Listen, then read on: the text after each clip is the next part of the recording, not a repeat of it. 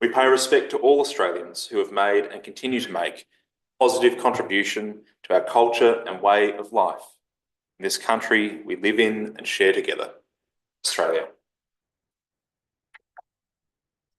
We have one apology for today, which is the Mayor, Paul Simmons, who has taken leave for 2 weeks. Council would like to acknowledge the passing of Meningie resident Ken Struther, past employee and early volunteer with the Coorong District Lab. Ken's work included managing rabbits, reed planting, innovation and more. Council would also like to acknowledge the passing of Alan Arbon, OAM.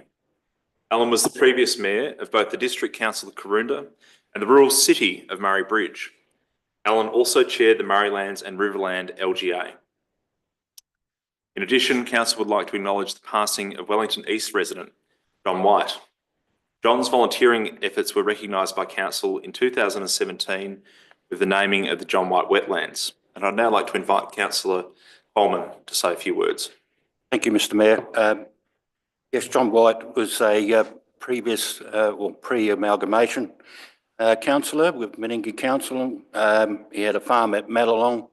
And about 2002, him and his wife Gwenda, who was then actually a councillor with Coorong Council, moved to East Wellington. John come then actively involved in volunteering with the Pandaringa, and also he did a lot of work, volunteer work in maintaining the East Wellington Cemetery. Also, the naming of the wetlands was by John's dedication to maintaining what is a stormwater runoff come Small Canal into a lagoon, which was a bit of an eyesore just off of George Mason Drive at East Wellington, and brought that back to a picturesque native wetlands, and then Appreciation Council named the wetlands after him. I always held John close to my heart because he knew what was going on about council, and he always used to ask me difficult questions, but at the same time he had a wealth of history, and I used to provide me with a lot of answers to some of my difficult questions regarding council. John will be sadly missed, and John passed away on the 1st of February, aged 86, just short of his 87th birthday. Thank you, Mr Mayor. Thank you, Councillor Coleman. Are there any other acknowledgements this morning? There being none, we'll move on to the declaration of conflicts of interest. Do any councillors have a conflict of interest that they need to declare for today's agenda? There being none, we'll move on to the confirmation of minutes. Councillors have the minutes of the previous meeting. Are there any corrections needed to those minutes? There being none, I'll ask for a mover of the minutes of true and correct record. Thank you, Councillor Coleman. Is there a seconder? Thank you, Councillor O'Hara. All those in favour? Councillor Arthur? Thank you. Carried unanimously. There is no adjourned business, so we'll move on to the reports by members. Noting that the Mayor isn't here today to answer questions for his report, we'll take that as read.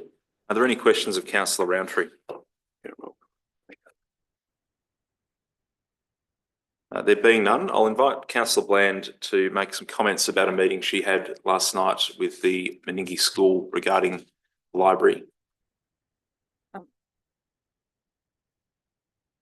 As a member of council, I sit on the governing council for the Meningie Area School, and I attended the meeting last night for a short period of time, and I asked, could we discuss the library issue?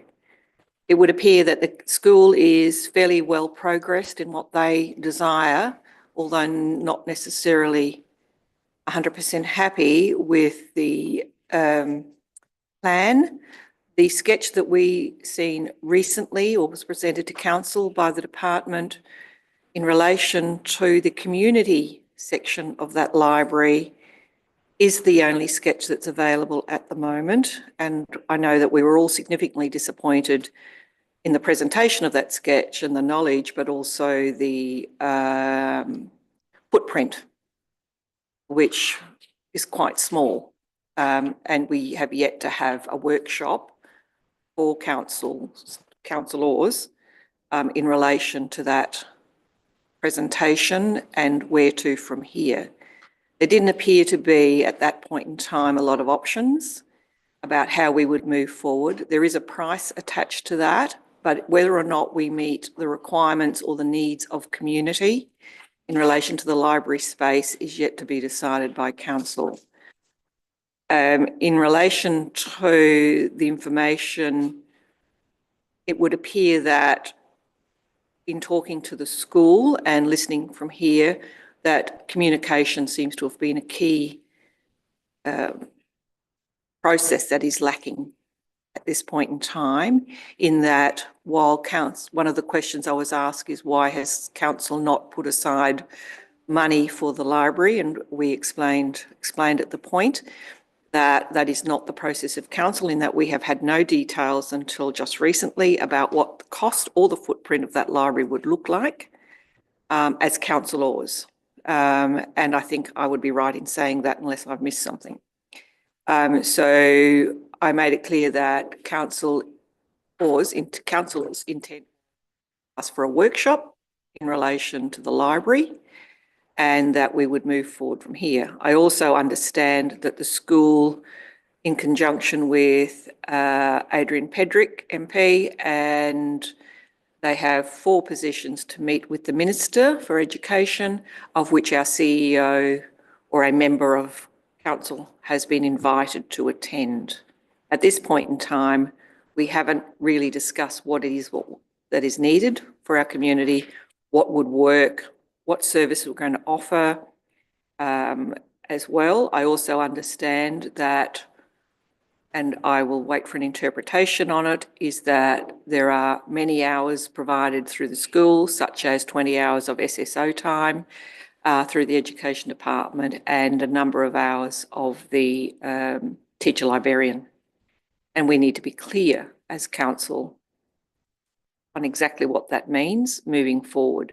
This is something for the future, and as indicated to the governing council of the school, is that this is the first school to be done working with council in relation to a community space, and there are 40 altogether, and this one needs to be done right for us to be able to meet the needs of community, and we haven't actually gone down that path yet.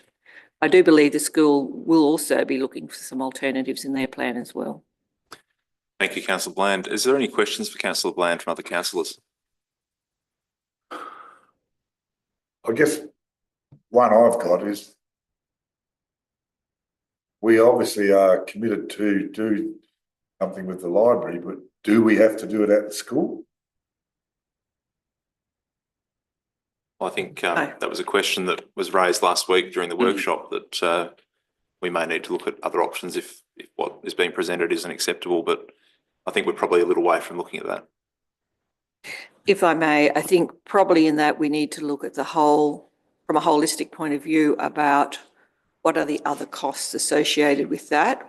I know there is opportunity, and that's why I in particular brought up staff and hours and what is realistic and what is real. I would need to know that through the CEO and the Education Department. That is what has been done through the school, but the way the school functions at the moment may not be the same as it functions in the new plan. So from a staffing perspective, I would want to know more as we move forward as a part of that workshop process. However, that's something can be done in the planning stage for a workshop. Before I go to Councillor Roundtree, the Acting CEO. Oh, thank you. Through the chair. I did have a conversation with our CEO, even though she's on personal leave, following last week's workshop or meeting. And I signalled that we need that workshop promptly, and she agrees. I think what Bridget has done is try to look at the budget, look at something that's affordable, but she took on the feedback that I gave her about concerns about the size of the building. So what we'd look at doing is providing the original drawings that have been looked at, a larger facility, because as you can understand, what happened then is it's been scaled back to be able to fit reasonable budget. but also very importantly, Councillor Bland's point about any alternatives, we'd have to look at the full life cost of such a facility, i.e. operating. So it'd be a case of looking at both models. Probably the other advantage maybe with the Meningie Library is that you've got the state government on your side. I mean, possibly there's some opportunities to talk about some extra funding. So unpack all that in a workshop. I think we've had some really valuable information last week. But yes, we need to put together a good workshop for you really to think about the principles and give some guidance moving forward. Thank you. Councillor Roundtree, did you wish to ask a Yeah, question? so you have gone some way to answer some of my questions, so I think a workshop's needed. When I joined council, I think it was a decision of council even prior to my time on council, and I felt hadn't really understood. We only really had one meeting about it at Meningie. Wasn't really clear what we were getting into back then. They couldn't provide us any concrete numbers or any specific timelines, and it hasn't really been thought about since those early meetings back in 2019 or whenever it was that we actually went over there and had a discussion. So I think everything's changed. We need to reconsider this whole thing. And I just wanted to clarify with Councillor Bland through you, is that one of the pros of the site is the fact that they would provide the staffing to run is that how I'm understanding it? They would provide the staffing? I think that's where I need some clarity because I know we provide some funding, but I'd like some clarity on how many hours of staffing are needed. I've only had the information from the principal at the school last night, and what she saw was the hours. Now that may be 100% correct in terms of the education department providing through Meningie Area School salaries for the community project. Right, but I would like to see how that is addressed, but also with the separation of the much clearer delineation of the access to the library, community library and the school. If that is functional, how do those hours work?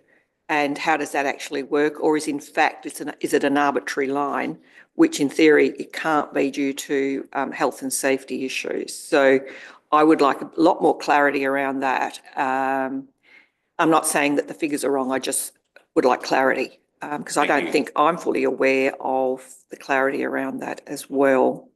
Thank you, Councillor Bland. I'll just ask that the acting CEO takes on board that particular last statement in preparation for the workshop. Absolutely. Thank you.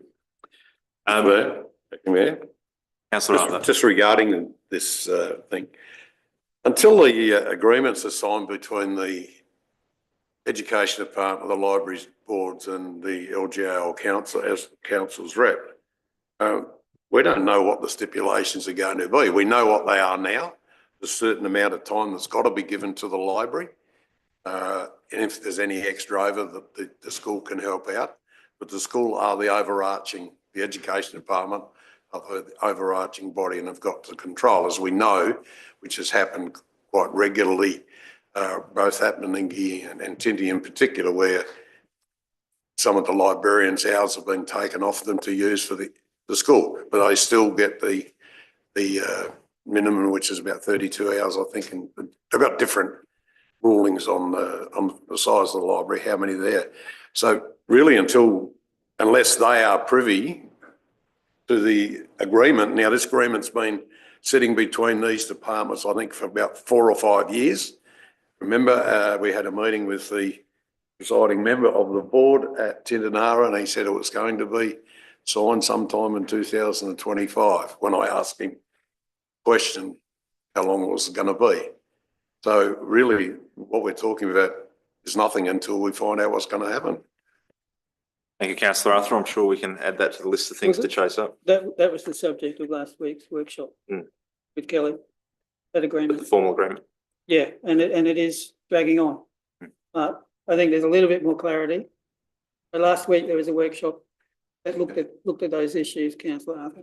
The only other thing that sort of is a bit of a worry is that we are told how much we have to pay for the libraries. There's a budget, we got no say in it. And there is, like fair acceptance, and it was when this was first put up, that the council's going to be hit for a fair bit more money than they're paying at the present moment. So that's something that, we've really got to keep our eye on, because we can't keep whacking our rates up like we are. Okay, I'll take that as a statement. Thank you, Councillor Arthur. Moving on to petitions. I don't believe we have any. Deputations, we also have nil. And I don't believe we have any public questions. So we will move on to the decision reports. Before we deal with the first decision report, are there any questions or points of clarification regarding this report from councillors? On the whole thing? Or are we going to go through them separately? So we're looking at decision report 10.1. So I'm asking before we consider okay. that, are there any questions or points of clarification sought from councillors before we deal with the agenda item? Okay. If there are none, is there a motion to this decision report from a councillor? Thank you, Councillor Coleman. Moved, seconded. Thank you, Councillor Moment. Seconded. Councillor Coleman, do you wish to speak to your motion? Yeah, thank you, Mr Mayor.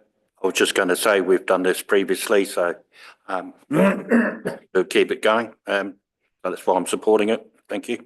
Thank you. Does the seconder wish to speak to the motion? No, thank you, Deputy Mayor. I think Councillor Qualman said it all, and it's pretty straightforward, easy to do, so. Are there any speakers against the motion? There being none, I'll put the motion. All those in favour? The motion is carried unanimously. Thank you. Moving on to decision report number 2. Are there any questions or points of clarification before we consider this report? Thank you, Councillor Rowntree. Thank you. The recommendations provided by staff don't actually provide any option to do nothing. So I would like to move a different motion. I'll take that as a moving of a motion then. Before I accept that moving, is there any other questions from councillors? There being none, I'll accept the motion. Councillor, could you spell that out, please? Yes, I'd like to move that as a council, we decline to nominate a representative to the Rainbow Council Network. Is there a seconder for that motion? Councillor O'Hara seconds the motion. Councillor Rowntree, would you like to speak to the motion? Yes, I will, thank you. So I don't believe joining the Rainbow Council Network aligns with our core responsibilities and the needs of our broader community. I think while fostering inclusivity is important, my view is that participation in this initiative will divert resources away from our primary objectives, such as infrastructure, public service and economic development. And given that the program is already funded by the LGA and external foundations, council does not need to allocate further time and effort towards work that is already being addressed at the state level. And instead, we should focus on initiatives that directly impact all our residents in our local area, ensuring that our policies and programs remain inclusive and beneficial to the entire community without requiring additional commitments to external advocacy groups. Thank you, Councillor Rowntree. Does the seconder wish to speak to the motion? No, I just agree with everything that Councillor Rowntree just said. Thank you. Is there a speaker against the motion? There being no speaker against the motion, I'll put the motion. All those in favour? Motion is carried unanimously.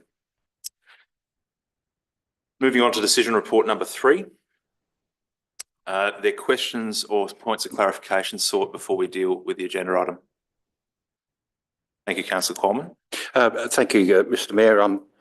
I'm glad to see there's more relevant information, especially from the Crown, because the fence line, there was a fence there previously in question and was never replaced, so we say. So I'm happy that this has been pointed out, that I feel that the fence should go ahead as replacement of the original old one in the definitive boundaries between the cemetery zone and the caravan zone, if you want to call it that. And we should be now utilising and looking out at unused land adjacent, like the Nowton Football Oval, which I think only gets used 3 times a year now, and that area around there, and starting to branch out and having a plan in to utilise all that useful unused land, Mr Mayor. Thank you. I'll take that as a statement. Councillor Rowntree, questions or points of clarification?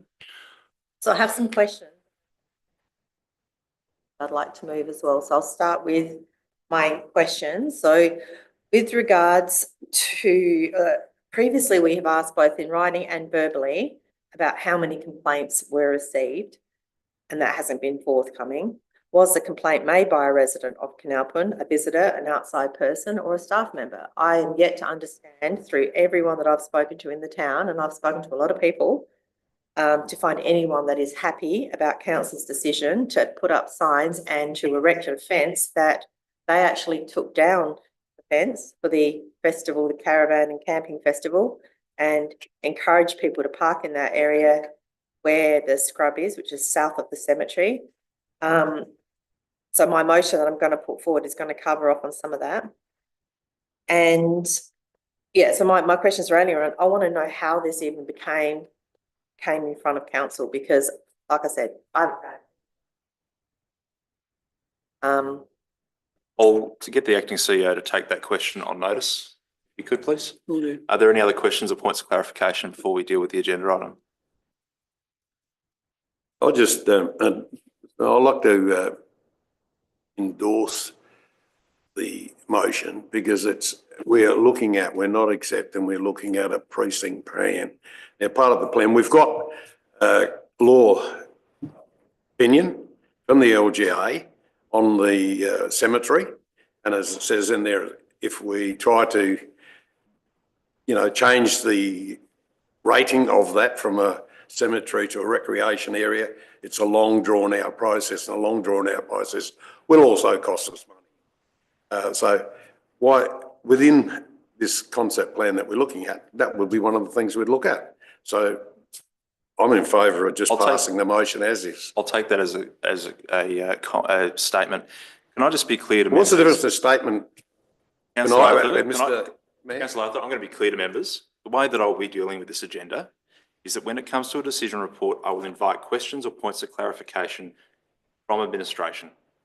When it comes to making a statement or dealing with the agenda item as a motion, that's a separate matter.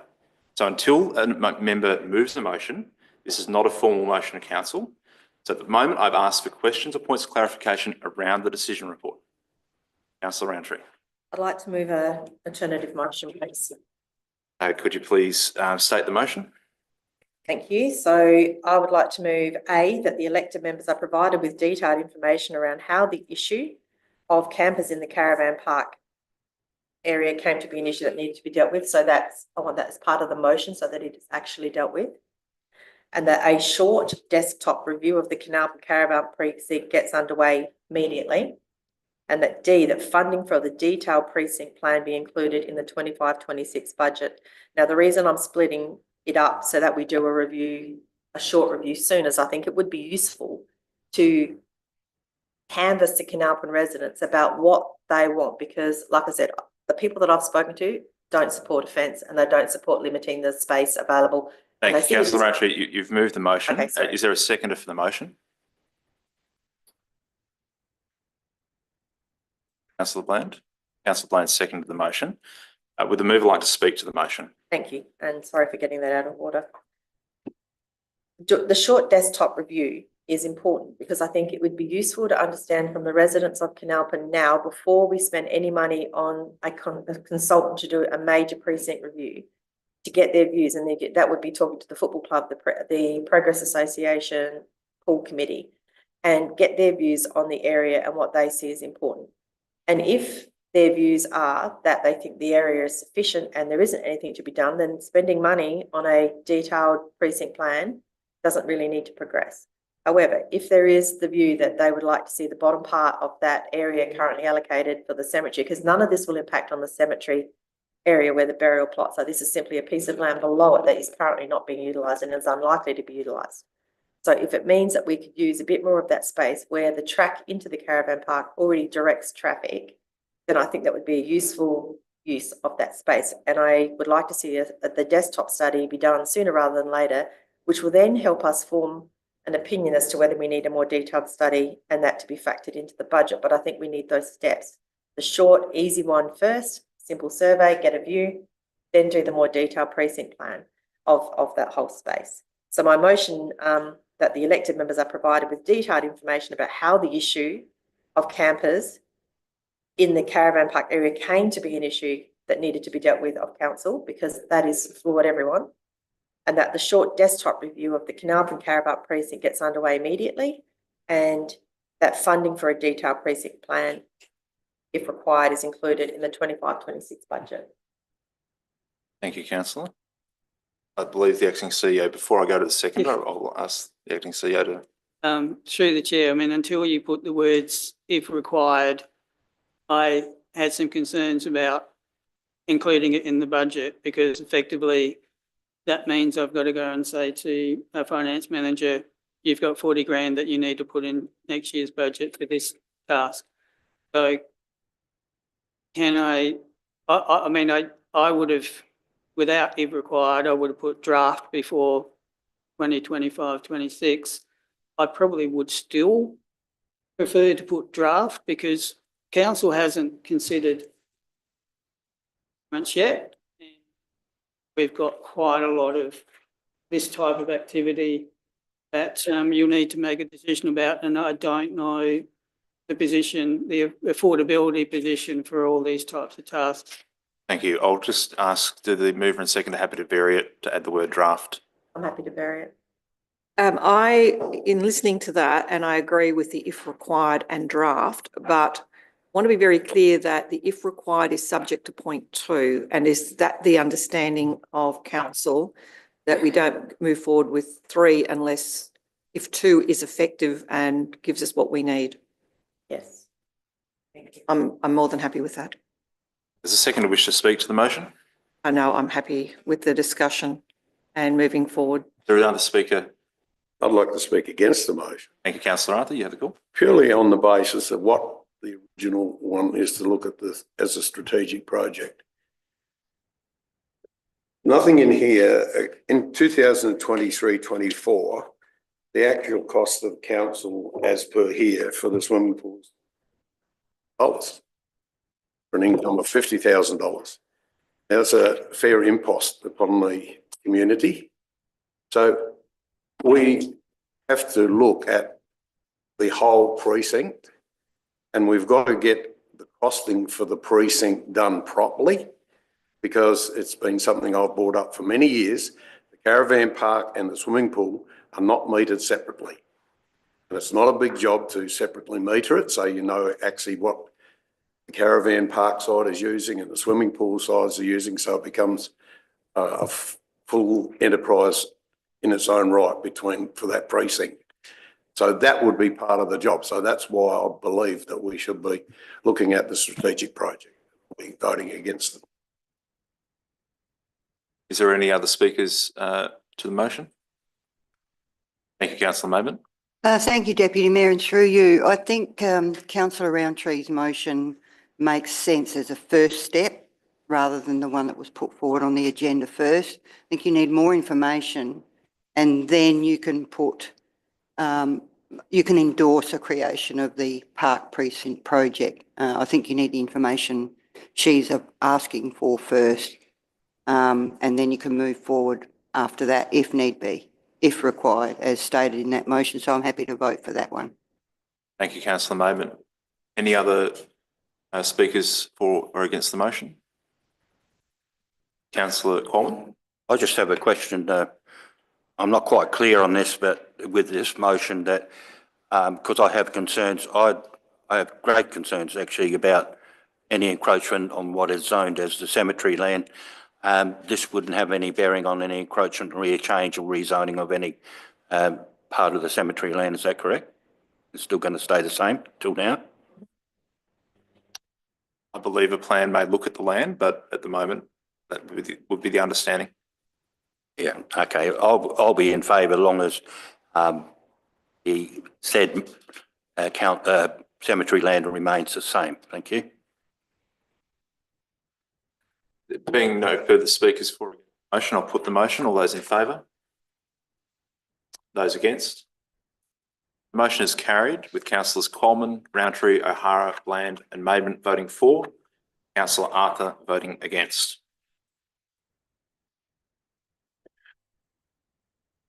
Moving on to decision report 4, budget review 2. Are there any questions or points of clarification before we deal with this agenda item?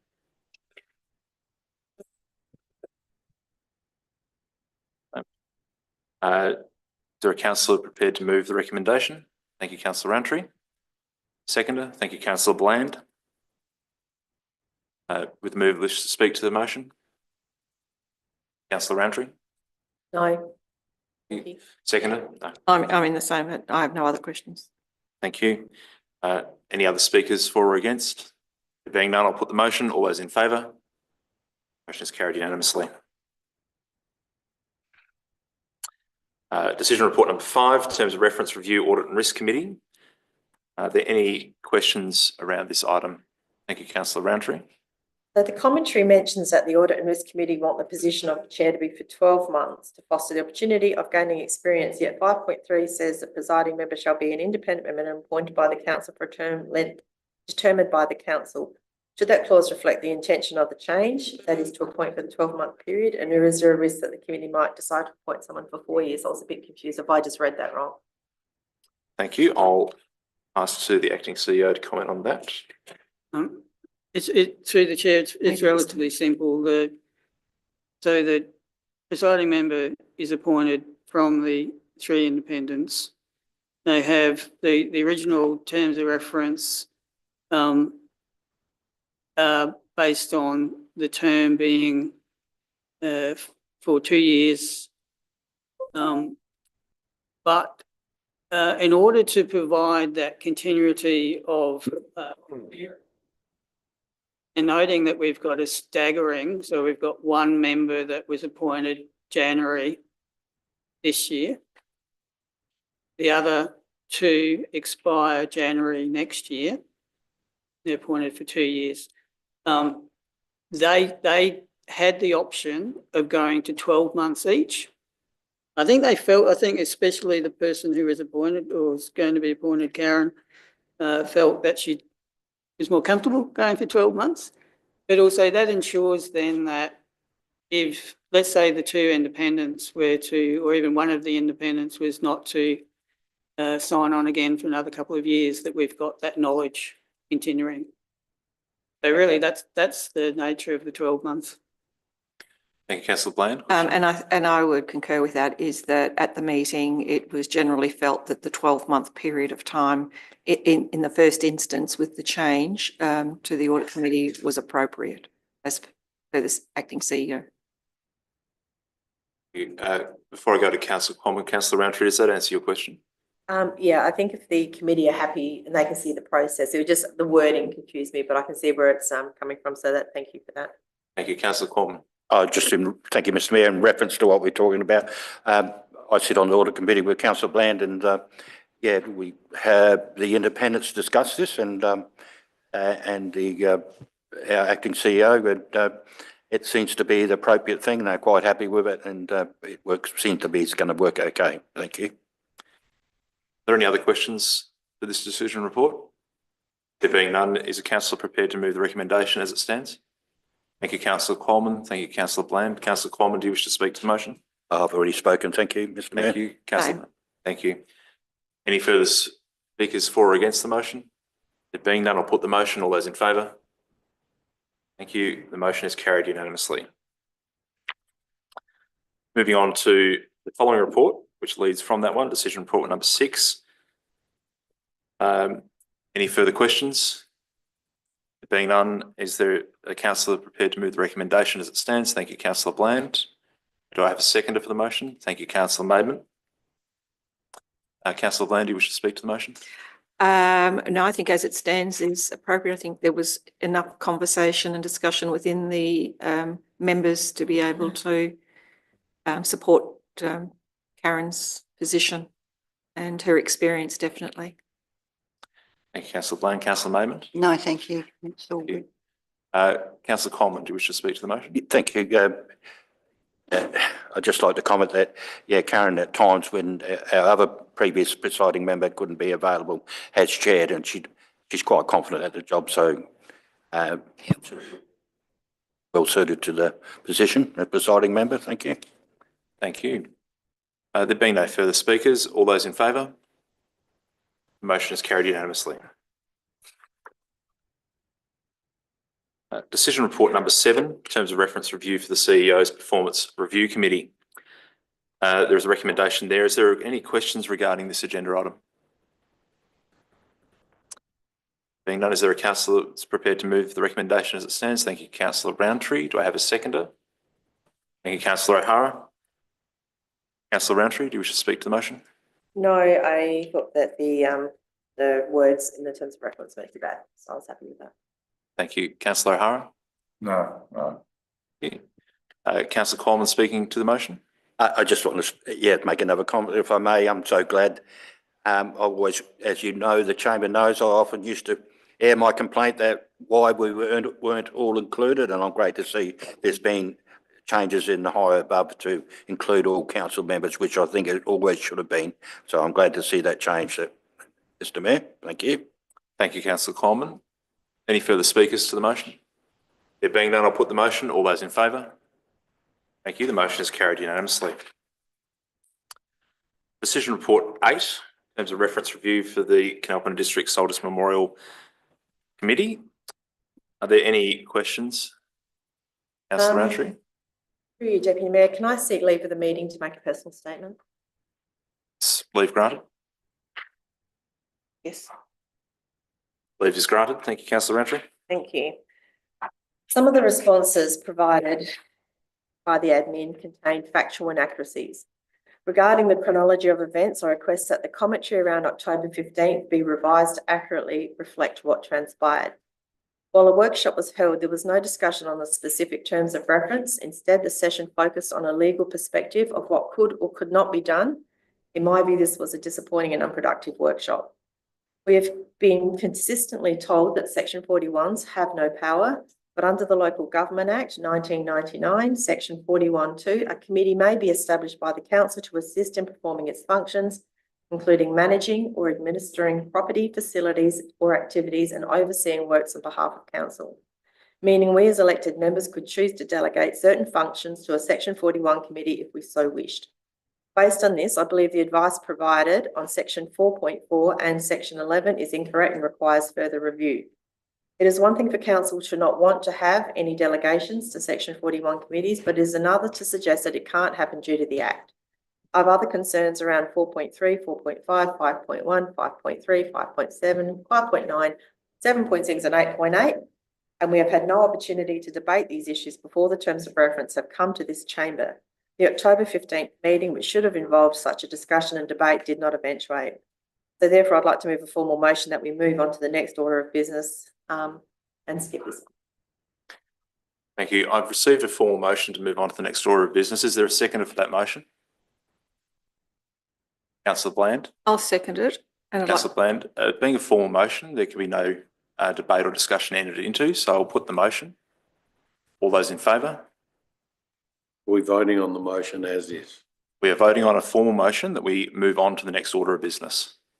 Can we see the motion first? But the motion would be that council moves on to the next order of business. That is the motion.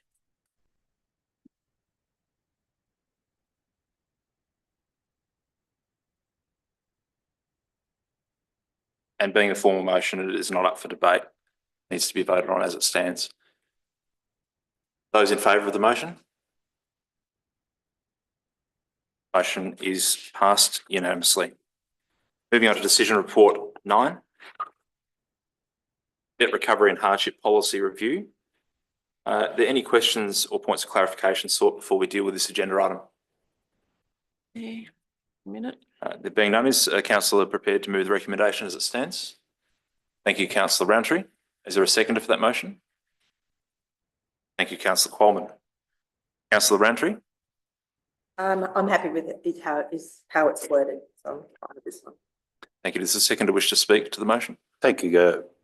May I call you Mr. Mayor or Mr. Deputy Mayor? How does it go? I'll take advice from the government. Deputy Mayor. I think you can, Mayor or Deputy Mayor. Deputy Mayor, all right. Okay.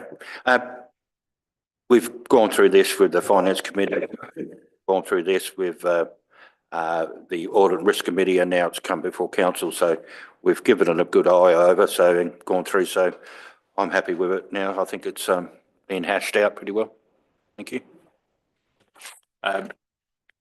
Councillor O'Hara? In reading it, be delayed without penalty. I take it that means there won't be any interest. I don't know that I agree with that. Our interest rates are pretty low anyway. And I'm sure banks won't be deferring loans interest free. I'm not sure that we should be. I'm not saying I won't vote for it. I'm just saying I'm thinking seriously about it. Thank you, Councillor O'Hara. The acting CEO wishes to pass comment. I just signal that we all know that on the last meeting in June, we declare our rates and we also present the rating policy. There may be some tweaking of this policy at that date, but the the strong imperative to move it forward now is to be able to put in place some provisions for drought. Any other councillors wish to speak to the motion as it currently stands? Just clarification that this has a timeline on that, this one as well, given it's in relation to this drought at the moment. So at what point will this now come back? So if I may, before I pass to the acting Just for CEO, clarification. it's my understanding that the policy stands. Yes. But the activity under the policy is only in a situation where there is a severe event.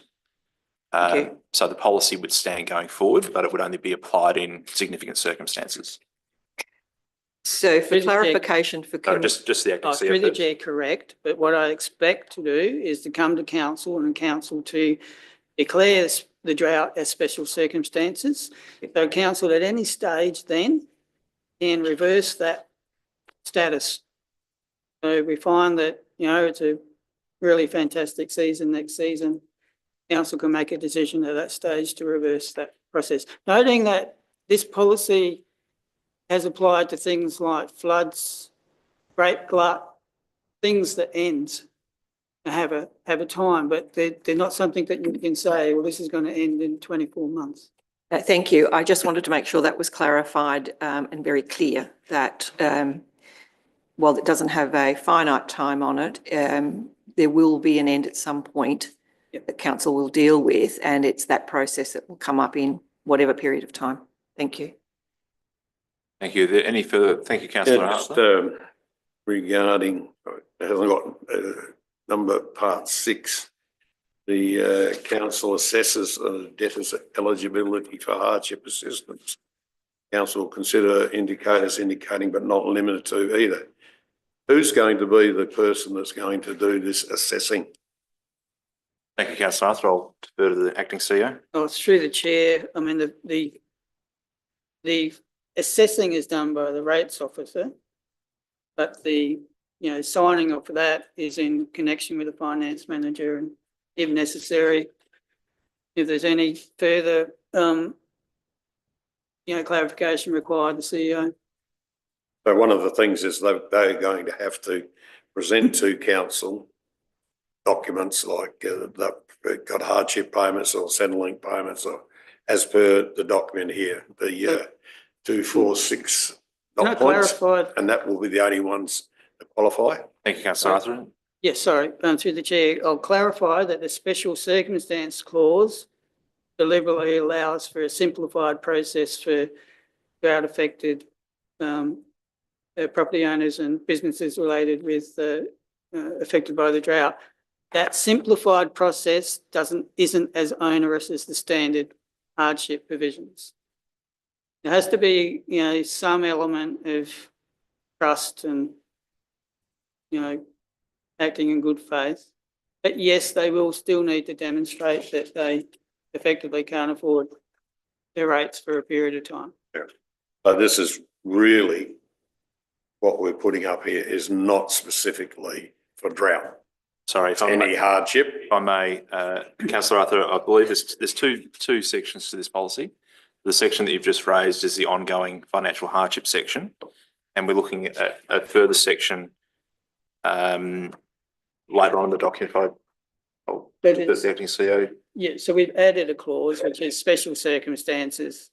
Yep. And in special circumstances, council can make a declaration that the drought or any, it could be a flood, any type of event such as that qualifies as special circumstances. And what that clause does, it says you have a simplified process applying to anyone seeking relief under those circumstances. So the form is simpler, the process is quicker.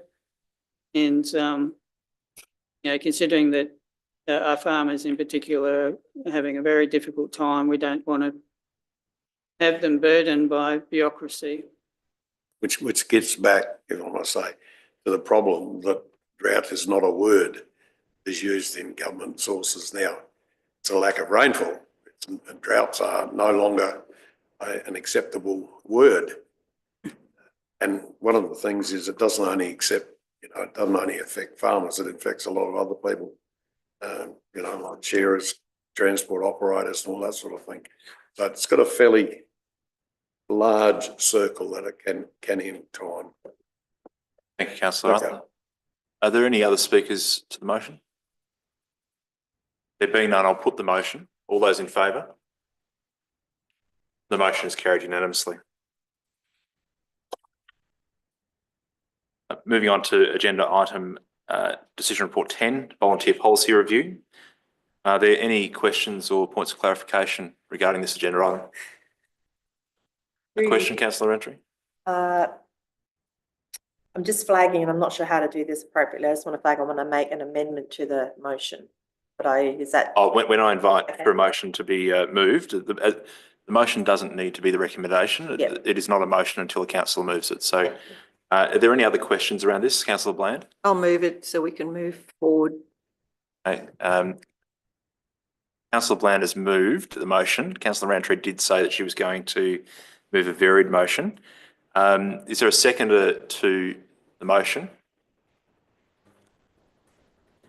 I want to amend the second. motion. So councillor Bland has moved a motion. I'll take it that councillor Roundtree seconded and you're seeking a variation to the motion. Yes. Thank you.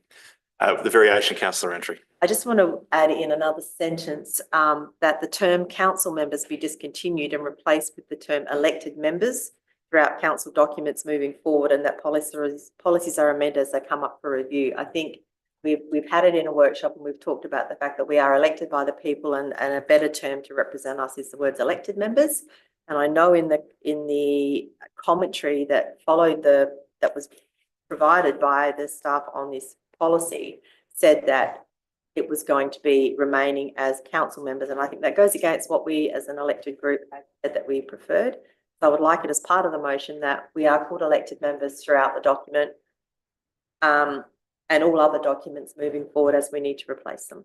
Does the mover happy with I'm that okay with variation? that. Yeah, absolutely. Okay, the motion is as it now reads on the screen, is that that council is adopting the policy as amended with the note regarding the phrasing for council members being elected members. Does the mover wish to speak to the motion? No, I think it's fairly clear. Thank you. Does the seconder wish to speak to the motion? I will just add that I did some looking around into other councils as to whether they use what they use, and it's really quite varied. The Local Government Association also use a variation of council members and elected members.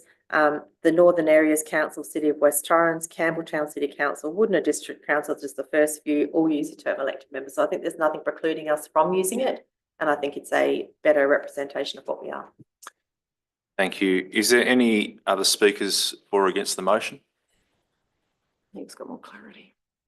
I'll just make the note that I appreciated the feedback from elected members being captured quite well from the workshop that occurred around this issue in the document at large. There being no further speakers for or against the motion, I'll put the motion. All those in favour? The motion is carried unanimously. Decision report 11. I believe councillor Roundtree has sent a proposed motion around this through on email during the week. But before we get to that, are there any questions around this decision report at the moment? Yes, Councillor. why are we bringing this up? I've looked through other councils and particularly councils. I know I've got public surveillance in main streets and all their things. None of them have got a public surveillance policy. Not one council that I can find. Thank you, has got a councillor Arthur. public surveillance policy. I'll throw to the acting CEO to answer that question. And while he does that, the policy that, the motion that councillor Roundtree has proposed to move is up on the screen. If you could read that while the acting CEO responds. Okay, thanks to the chair. I'm going to have to throw to Ben to confirm that other councils do have appropriate policy to cover their CCTV. Reasonably new. So Ben, can you respond to that? Thank you, Miles. Yes, through the chair. Oops. Yes, look, councillor Arthur, other councils do have, particularly Metro. I know we shouldn't compare ourselves to the city, but a lot of them do. This policy actually came up lacking. Yeah, we don't a lot, but sometimes if the police come to us and ask for footage, we don't have anything to fall back on. So yeah, this has been a gap for a while, but not a huge gap that we couldn't get by. Question. Councillor Bland, Question through you to Ben. And so in relation to the police usage, who else is likely to request this information? I have a little bit of an issue with request unless there has either been an incident, when I look at councillor Roundtree's alternative, an incident on the property or an incident that affects life. I would like some clarity around that side of it. I'm not clear on where we would go, or would this be given without some very tight parameters around it? Thank you, councillor Bland, the acting CEO. I will answer that. And before I answer it, I will go to the question that councillor Arthur raised before about why do we have the policy? We have the policy exactly for the type of reason you're asking, councillor Bland, which is to be able to ensure that we're setting up CCTV appropriately to surveil appropriate locations. And I stress it's public land that we're surveilling. It's not private property, it's public land.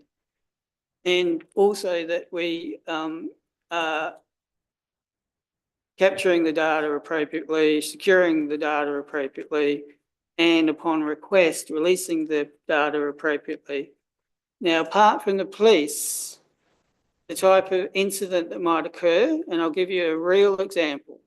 Across the road here, we do have cameras that pan over to the old railway station car park, and a dear lady resident here had a car parked opposite the hotel, and someone scraped her car as they were leaving and just took off. We were asked if we had footage. That's the type of incident that we may examine that footage, and we may provide information to the police under those circumstances. Otherwise, it's really for our use primarily. So we're surveilling for our own security. We're surveilling potentially, say, like a dump point on a road reserve. We'd surveil for that type of activity. They're located on council land and they're surveilling council land, including council land that's under the care control of council, not private property. Thank you. Are there any other questions? Thank you, councillor O'Hara. I'll just make a statement. One question. I think it's a good idea. I mean, wherever we go, there's cameras. Can't walk down a street in Adelaide without being on a camera.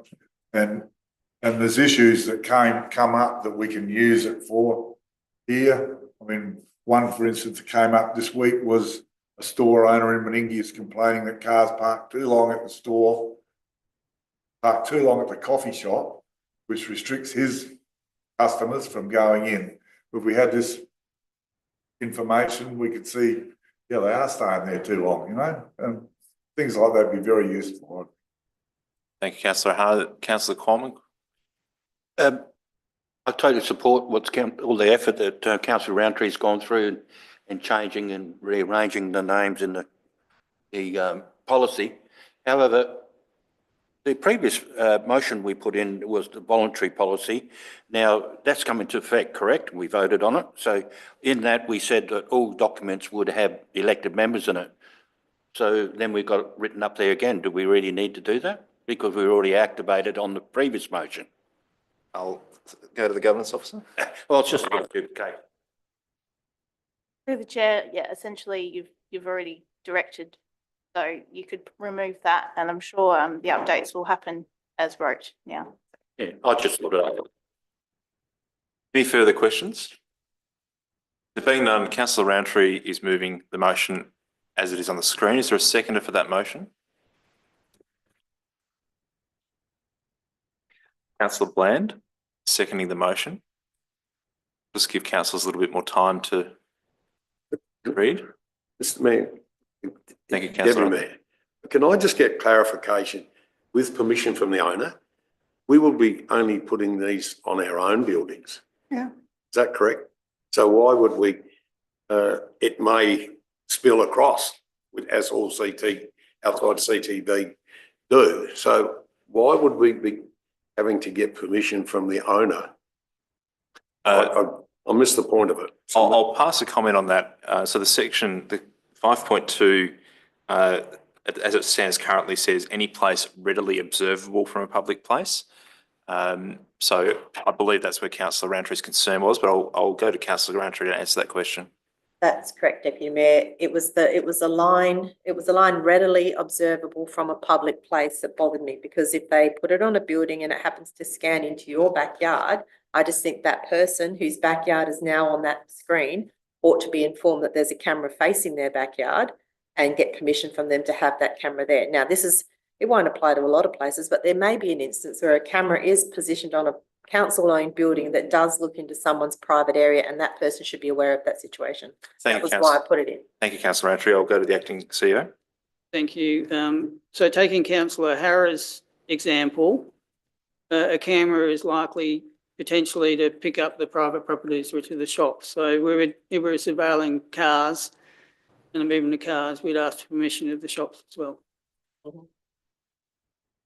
Does that answer your question, councillor Arthur?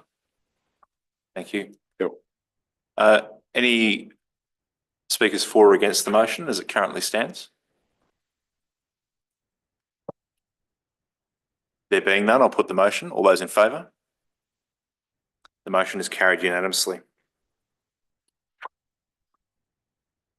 Moving on to decision report number 12, new policy regarding copyright protected documents and plans. Is there any questions regarding this decision report? Is there a mover for the recommendation? Thank you, councillor Coleman. Councillor Roundtree to second. Councillor Coleman, would you speak to the motion? No, thanks, Deputy Mayor. I'll invite the seconder. Do you wish to speak to the motion? I'm happy with it. I have nothing further. Thank you. Are there any further speakers for or against the motion? There being none, I'll put the motion. All those in favour? The motion is carried unanimously. Decision report 13, the minutes of the Finance Committee held February 4th. Given that all councillors were on that, I'll be surprised, but are there any questions? There being none, I'll ask to remove it to the recommendation as it currently stands.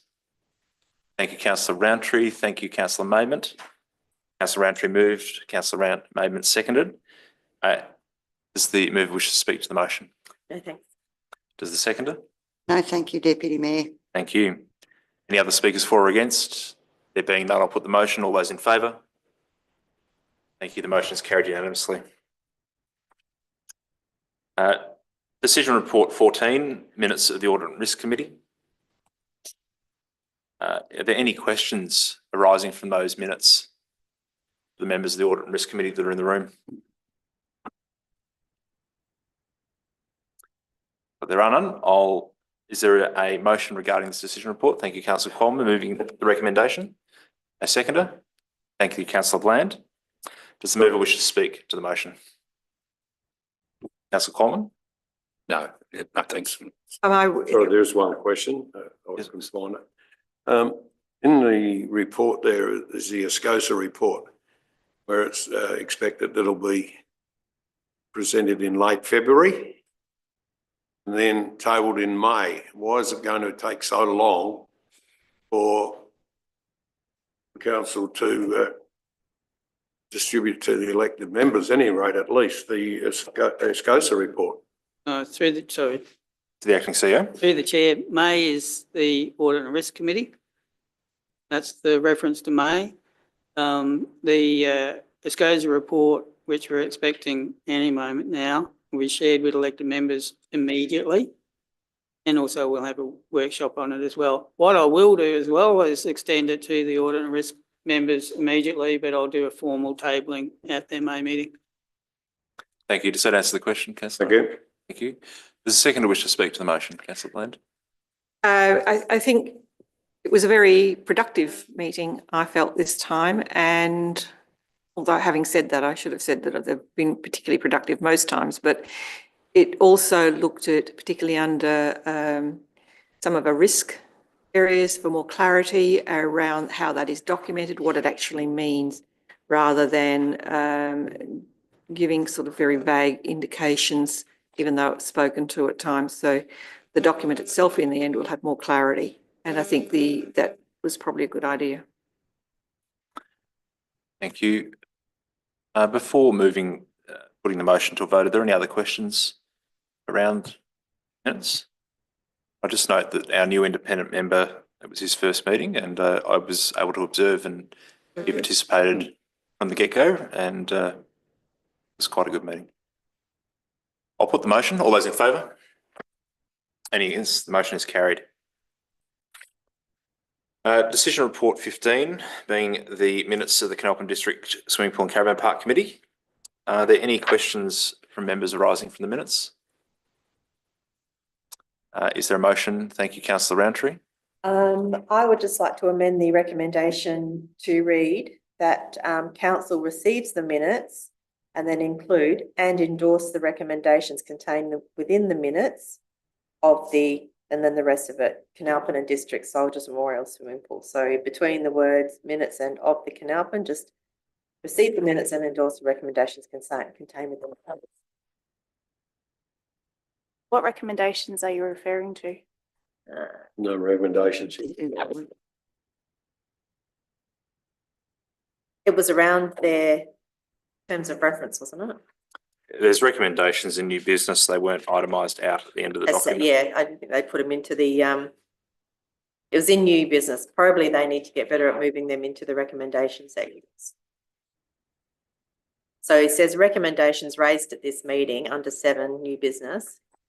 I think they've just put them into the wrong spot, but their intent is clear as to what they wanted. So you're referring to reference feedback? Yes.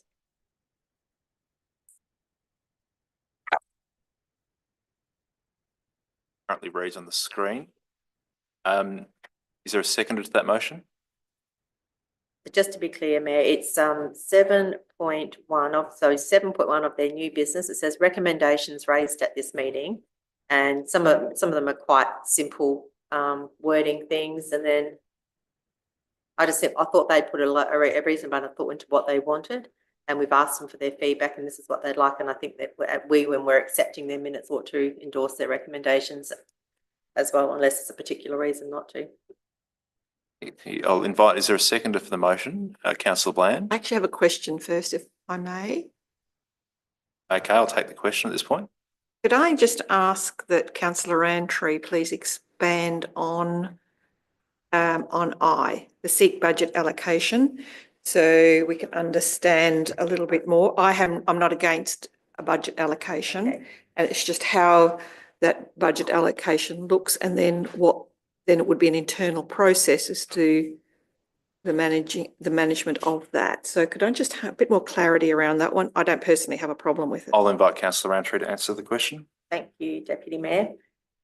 I guess if we're looking at what Section 41 committees can and can't do, there is an option to change way that they run at the moment. Everything they do through the canteens done through quite a convoluted system of purchase ordering and whatever.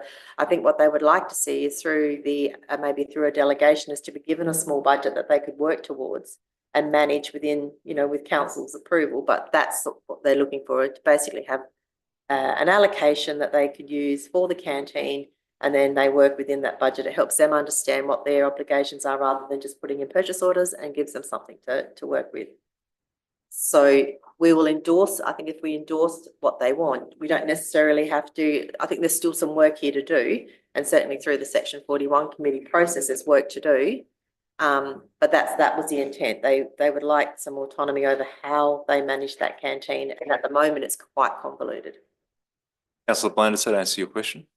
Yes, I've been through you, Mr Deputy Mayor. I do believe that there are opportunities there. I do think process sometimes doesn't necessarily give the most effective cost management for small subcommittees or small committees, particularly when, I'll use an example of, I don't know, buying ice cream, whatever it might be. We all know that the local IGA will have it on special somewhere, and that it may be more cost effective in dealing with that, to be able to do that. I also know that council's processes are more arduous in relation to those processes, but there has to be a figure that caps that. And so what falls out of this now? Thank you, Councillor Bland. And before I go to the acting CEO, I was at that meeting, and the example you've just raised was actually one they raised around ice cream. Oh, well, I wasn't at that meeting. So just coincidentally. Oh, that is See it. coincidence. I just thought, what's the thing I buy at a swimming pool? Ice cream. And the intent, I think we all understand that there has to be a separation in terms of financial management from people who are not employed by council and council. But I understand the intent. So let's try to find a way forward. And we're not the only swimming pool in the state. So I made the comment, I think I might have made the comment to Rob yesterday, that let's have a look at how other pools run their activities, and they all have canteens. And let's look to see if there's a better way, in a way that can meet both parties' needs. Thank you. May I just make a Councillor comment Bland. on that when we're looking at that, then rather than just looking at the big pools that have major management systems, can we make sure we look at the smaller community? Through the chair, I'm thinking regional South Australia. And Thank you. You know, I was in Wattle Range and we had, I think, 4 pools. Okay. There should be some model down there that I think we can Thank you. adopt. Doesn't Mali have 2? At this point, I'll see, is there a seconder for the motion? Thank you, Councillor Bland. Sorry, Oh, Ash? Through the chair, a couple of their queries or recommendations do go against the Local Government Act. So H 8.3, I believe, refers to either sending out the agenda, I believe, or it's the minutes. I can't remember which one it is. Those 2 timeframes are stipulated in the Act. So there's not really a whole lot of wiggle room around some of these things. May I suggest a variation to say broadly endorse might be in order? Broadly endorsed, I'm happy to go to that. Would the seconder be prepared to? Yes. Are there any speakers for or against the motion? Councillor Arthur? Yeah. Broadly endorse. Would it be better to, at this stage, broadly note the recommendations? good And amendment. we're endorsing, that means we're passing. Okay, I'll just go to the acting CEO for. When that was raised, and I actually had the same thought of Ashley. If you were to endorse subject to being able to be legally Complied. complied, that covers it. I'm happy to amend that. It's Maybe- subject Councillor to Roundtree's legal- happy to vary it. Councillor Bland? Subject to legal So you can compliance. take out broadly and put endorse subject to. Subject to legal compliance. I'd be happy with that. Yeah. Just take out broad. Councillor Arthur, does that answer your query? Find out when it gets up there. I think that's, Okay, that's what Thank you, councillor Arthur. Any other speakers for or against? There being none, I'll put the motion as it currently reads on the screen. All those in favour? The motion is carried unanimously. Decision report 16, Murraylands and Riverland Local Government Association minutes of meeting. I was at that meeting, and this was the acting CEO. Are there any questions arising from these minutes? Councillor Roundtree. Is there anything that stood out to either of you as something we need to be aware of or take special note of? The work being done around waste disposal as part of the unified grouping with the other councils is probably more advanced than I thought it was, around some alternative proposals. And there was some good commentary around that during the meeting.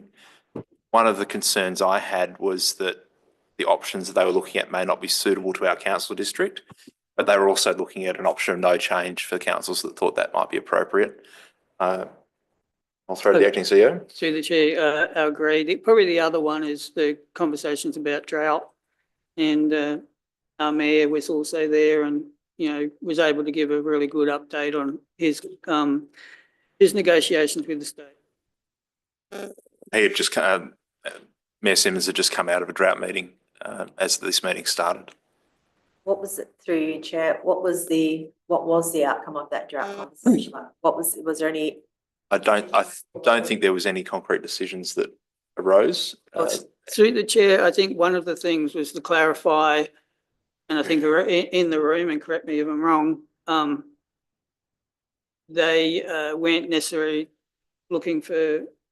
So one of the concerns that was raised was the fact that the Local Government Association had gone out with a response to drought that was contrary to what councils had put forward. And there was significant concern in the room around how they'd arrived at that position, given that no individual council had pushed for it. So I think there was a constructive conversation in the room around the process of council to LGA. And the question was asked a number of times, what is LGA actually lobbying state government for on our behalf? And I think that was a very broad concern shared around the room, which had been highlighted by the drought conversation. Councillor Bland. Yes, I actually have two. One is in relation to the regional transport plan. Are you able to give us an update on any further progress in relation to that plan? Might throw to acting CEO on that one. See if Josh has any. Reading something else. Can you repeat the question? The regional transport plan. Is there any further updates around that? Through the chair. I was at Limestone Coast Council a couple of weeks ago. They talked about it. The government will be coming back around to councils to speak further to that in the coming months. So some of the feedback from some of the other mayors and CEOs is what they didn't feel there was a lot of engagement with councils at that point in time. Department of Transport have taken that on board, and we'll be looking to do some road shows in the coming months. So are we anticipating then they will be visiting the Coorong Council? Whether it's the Coorong Council or the MRLGA group of councils, yeah, we anticipate that they will come and speak to us as a collective. Okay then, thank you. And I have a further question, and that is on the public health and wellbeing. We've just recently heard that someone was quite ill after camping interstate, suspected mosquito issue. Are we happy that we are in the area quite comfortable with that process? To the acting Can we CEO. go through? Thank you. Through the chair, I know that there has been cases in the Riverland of Ross River. I know there were 2 declared Japanese encephalitis in Queensland that I heard about on the radio this morning, and pigs in Queensland. I know that's a long way away. But the Japanese encephalitis coming through the eastern states and northern Victoria, northwest Victoria, did send some alarm bells through SA Health and the councils, and they organised a meeting a couple of weeks ago with all the councils, and they lifted the risk rate to 2. I think 3 is the highest, so we've gone up a little bit, but we're very dry. So especially in our district, We're not seeing any evidence of the viruses, and also we're not seeing large mosquito numbers, and I think it's largely because we haven't had much rain. Okay. As much as that is terrible for farmers, it's actually not producing mosquito issues Thank at you. this stage. Yes, I So I'll anticipate. also state we've doubled our monitoring and trapping. So we're going Okay. fortnightly on that instead of monthly. Right, thank you. That's what I needed to know. Thank you, councillor Bland. Are there any other questions? Thank you, councillor Corman. Thank you, Deputy Mayor. 8.1, Waste and Resource Recovery Strategy. Someone enlighten me on that one, please. Yes, look, I'll start on that one. So there was a workshop at the beginning before the meeting around this issue. It went for about an hour, and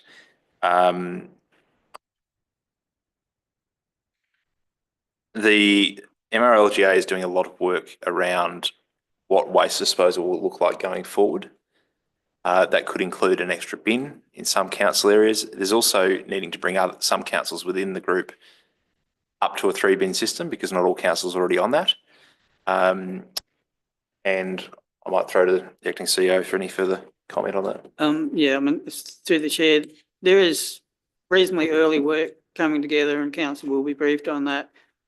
However, I believe in our position, and I think, we've spoken to the Deputy Mayor, we're best to really focus on doing what we're doing and doing it really well and consolidating our waste management provisions in Coorong. There obviously, there's questions around food waste and organics. We're probably not in a position to, jump on board right yet, but we can certainly, benefit from watching other councils in the region if they do embark upon FOGO. I might, if I can through the chair, might also add that what we're also undertaking is a curbside audit so that we know what is going into each of the bins. So at the moment, we don't have a benchmark of how much food waste is going into the general bins. Is the recycling, how much contamination is going into a different stream? So all the councils are doing a bin audit, and that'll set a benchmark for any future decisions around where to focus education or initiatives. Thank you. Thank you. Does that answer your question? Yes. Thank you. Councillor Arthur. Just further on that, we haven't been out to our consumers about change where green waste, kitchen waste can now go in the green bins. It's always been up until just recently that you couldn't put it in. So until we let our consumers know, they're going to control the old method. And my wife was doing it too, putting it in the plastic bag in the red bin. So somewhere along the line, very quickly, I think we should be getting out there and letting people know that now that it goes in the green bin. And that was part of the conversation at this meeting, was around that communication.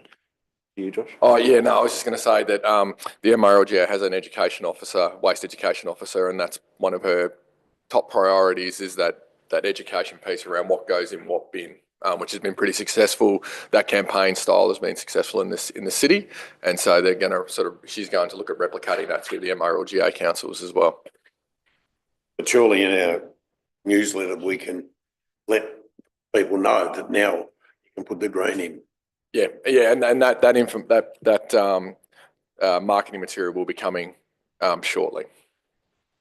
Councillor Bland, I believe you had your... Yes, I'd just like to make a comment on 11.2, and that was the round table that obviously you spoke at, and the fact that you've brought up the little corellas, but also the growing mental health issue around that. It's not just the mess that they make and the damage to the trees, where you've got people trying to sleep and some of the issues trying to deal with it. It's quite nerve-wracking. And I think people need to understand that the mental health is a significant issue around the corellas in townships or around homes, whether it be in town or country. And I think when I raised that at the end of the meeting, other councils certainly had the same effect, having the same issue. Probably not to the extent we are right at the moment, I don't think, it'd be fair to say. Thank you, Councillor Bland. Any other questions or comments from these minutes? Before I go to a motion on this, I'll just pass a comment regarding the presentation from the RDA. There's some very diplomatic language in this report around that, but I must confess, as first sitting at that meeting for the first time, I left that presentation very confused, and it was somewhat reassuring talking to the other mayors afterwards that they also found that the same way. There was concern that the RDA is claiming credit for other people's projects and doubling up on work that other councils are doing. So I suspect that'll be looked at again going forward. That was certainly a concern raised. I'll ask the acting CEO if he has any thoughts around that. I don't have any comments on that. Through you, Mr Mayor, then if I'm Deputy Mayor, will we seek clarification in a briefing? On what you've just No, said? I believe at this stage the MRLGA is going to pursue that a bit further. But what was presented, it wasn't even clear what they were actually, their presentation was not clear at all around what they're actually trying to deliver and how they're adding value. So I think that was something that was going to go back to them. Thank you. Maybe I will say something. And note that our CEO is on the board. Sometimes I think it's better for an explanation to come from someone who's outside of RDA, especially in regards to the current application they've got through Triple P, the Southern Food Energy Water project, which initially I found very hard to get my head around initially, but I have got there. But it's not an easy one to explain. And I knew very well in that meeting the mayors went, it wasn't sinking into the mayors, and I understood that. And I did speak to Ben afterwards, and I said, Ben, I'm happy to step up and explain it if you want me to, from a council perspective. And I think that's what's missing in this. I think it's a really good work that RDA is doing, and I think they should be supported. But sometimes it's better to have the messenger come from someone like me, someone who, you know, can then put it in language that council can see the benefit for council, because there was a session, Councillor Maidment raised the issue of CARP. And I made the point that, well, this project, if it's successful, there's $80,000 coming to council that could potentially be used to study the processing of carp. And so I can explain that in a really practical term, and you can get that, as opposed to maybe at a higher level, it's a little bit harder to understand. That's all I'll say. Thank you. Any other questions? If not, is the councillor prepared to move the recommendation? Thank you, Councillor Roundtree. Is there a second? Thank you, Councillor Qualman. Does the mover wish to speak to the motion? No, thank you for the responses. Thank you. Second wish to speak? No, thank you for the valuable input we received. I'll put the motion. All those in favour? Motion is carried unanimously. Moving on to the information reports, the Office of the Chief Executive Officer. Do I have questions? Councillor Roundtree. I have a number of questions, but I'm going to pace myself so others get an opportunity to ask as well. With regards to the Canalpan Soldiers Memorial Caravan Park report, it's on 191 or 276 on our electronic agendas. We know how many powered sites at Caravan Park, but how were the number of unpowered sites determined? So is there a formula that's used on spacing to come up with how many spaces that you consider are available? I'll go to the Director. Through the chair, yes, that's correct. There's, I think from memory, and it was in the previous report, there's 18 powered sites and 10 unpowered sites. How do you determine 10?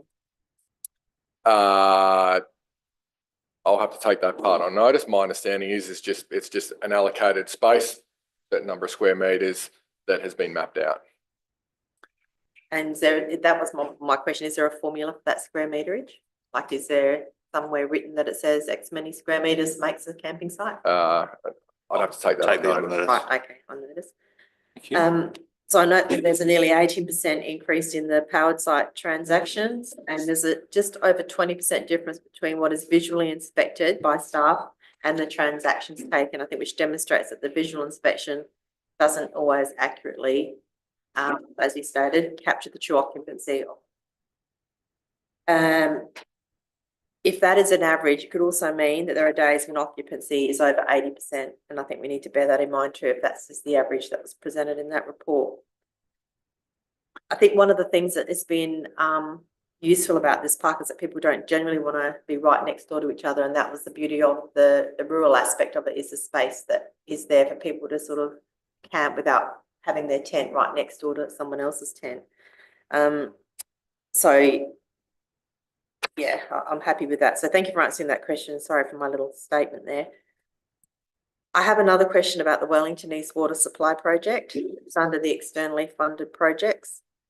Can you tell us a bit more about the grant that's been received from the National Water Grid Wiser initiative and what it means for the residents of Wellington East who have been waiting for their water for years now? And how does this grant fit in with the local government infrastructure partnership program? And where it says it's still in negotiation, what part's in negotiation and what impact does it have? Because I have to say I'm really confused about that whole situation, multiple agencies involved, and where this leaves people getting water.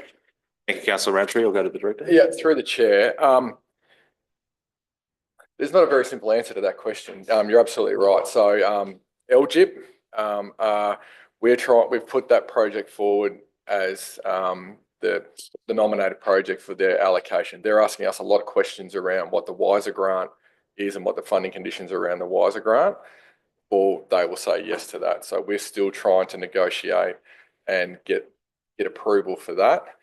In terms of the Wiser grant, we're linked in with 4 other projects under the one umbrella. So it's federally funded. Department of Environment are managing it. The state government's managing it on the Fed's behalf, but there are 4 components to that, and there is milestones for payment and for project delivery. So, and some of those will be linked to the other projects, and some of them we won't necessarily get payment, or sorry, we won't get payment until all projects are completed or we meet the milestone. So the grant condition, they're still fine-tuning some of those conditions, and we recently had a meeting with Wiser representatives last week, and we're having a follow-up meeting with LGIP representatives to talk through some of that finer detail. What that means for the residents in terms of that cost to community, we are still waiting on the detailed design and the detailed cost estimate from SA Water. Once we know that, there will be a workshop that comes back to council. We'll have, here's what the construction cost estimate is, what grants we've been successful in attracting, here are some options for council. At this stage, SA Water have looking to present back to us the detailed design and cost estimates May, early June, and then there'll be a workshop with council. Through you, Chair, SA Water have been really dragging their feet on this. It's been going on for a number, probably a decade and a little more, isn't it? Hasn't it? Is there any way we can speed up SA Water to get their costings to us so that we can actually move forward? Through the chair, they don't have to do anything. There's no statutory requirement for them to, move at any certain pace. All we can do is lobby, support, encourage. They're acting not as the regulated SA Water body in this case. They're acting in their privatised environment where they're dealing with a council on effectively a commercial action. So I do understand.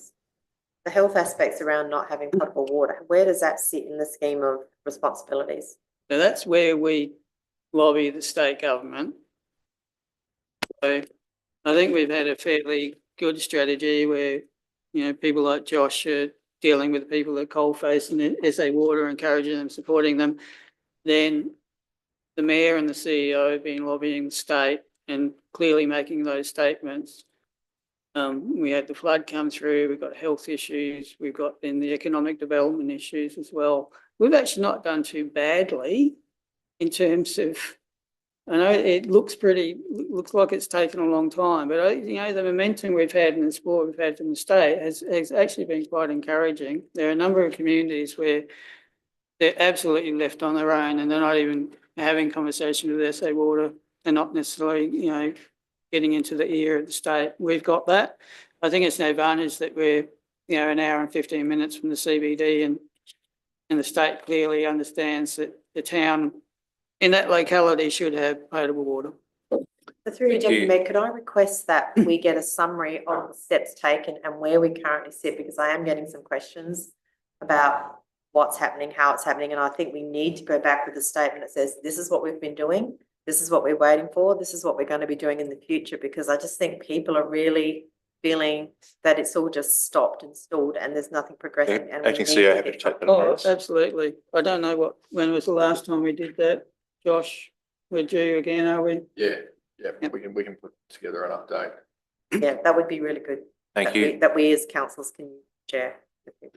Okay, any other questions from other councillors at this point? Thank you, Councillor Cormann. Oh, just to comment in relation to what Councillor Raintree's raised, I too run into East Wellington residents quite regularly, and that's been the question being raised or their concerns that where we're at, and yes, so it'd be good, appropriate to have more of an update, please, to the residents. Thank you.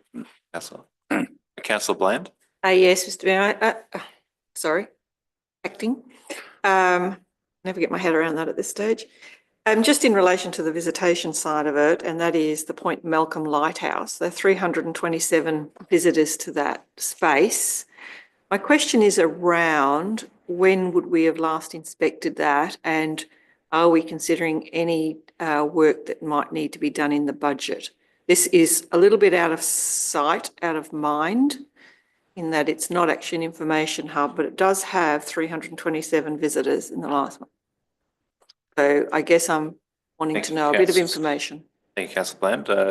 Yeah. Does the Acting CEO wish to? I do have a response to that through the chair. I mean, everything that we deal with goes through the strategic project list. Now, I think this is not even on the to be dealt with category in the strategic project list. It has to compete against all other items. It's a heritage listed building. To actually spend money on this is going to be quite expensive. We can have a conversation more deeply in a strategic project workshop about this, but it'll have to be compete against a lot of other needs throughout the district. Can I get some clarification on its heritage listing? Because I'm not clear that it is. And also, we would still have to do general asset maintenance of our infrastructure as against, and I guess that's the question, when was it last inspected? What is the general state in terms of the asset maintenance and infrastructure? I'm not fully aware that it's on a heritage listing, and I may be wrong. I accept that. Certainly the wharf here is. Maybe somebody else has more clarity around it. I suggest that question be taken on notice. We'll take that on Yeah, notice. please do. I think it probably should have been heritage listed. It's the only lighthouse of its kind. Southern Hemisphere. And it's heritage listed, at least for that fact. I'd certainly like But I'll- clarification on that, and I'd we have to certainly be- should be chasing heritage If I'm money for that, and I don't believe we are. Oh, excuse, I'll mention about heritage money. $20,000 is the maximum. Yeah, okay. It may in fact be that, but we need to be constantly doing it to keep this in good, So I'll mention something more about the $20,000. don't go anywhere. You need to spend probably about $5,000 to $6,000 producing a heritage report to get $20,000. Yeah, not going to go too far. Okay. Take that question on notice. Thank you, Councillor Bland. Any other questions or comments from this report? Councillor Raintry? Mine too. Right. Is there any update on the Canalpin changing places toilets and when it will begin? And do you now have an exact location of where these toilets will go and how the existing toilets will be dealt with and what will be put there in the meantime? Where are we at with the toilets? The Director of Through the chair, I'll take that on notice. I believe that they're going in a new location, so the old ones will remain during Yeah. construction. Fairly confident we're out at market for a D&C at the moment, but I don't know if that tender's closed yet. So I'll provide that information to elected members. My That's other right. question, yep. So with the deferment of the Canalpin Depot lunchroom rebuild, how does the solar panel project fit in with that? And reading the projects, it says that there's going to be solar panels on the new Canalpin toilets too. Is that a new project? Because I haven't heard of solar panels on the toilet before. Sorry, what was that? So under the project, so here We have a Canalpin page solar. reference. Oh, sorry, yeah, it's in a hard copy, page 80. Thank you. It's the Canalpin solar panels dash changing places and depot lunchroom. Submitted. I just hadn't heard of solar panels going on the changing places toilets, and if we're deferring the depot, how does that fit? Through the chair, Thank you, Councillor. there was a grant opportunity for renewable energy on council buildings that came through. And at that stage, they were most likely projects. So they were for future builds or, major renovations. And Tracy put together an application. That's where that stems from. Thank you. Councillor Roundtree?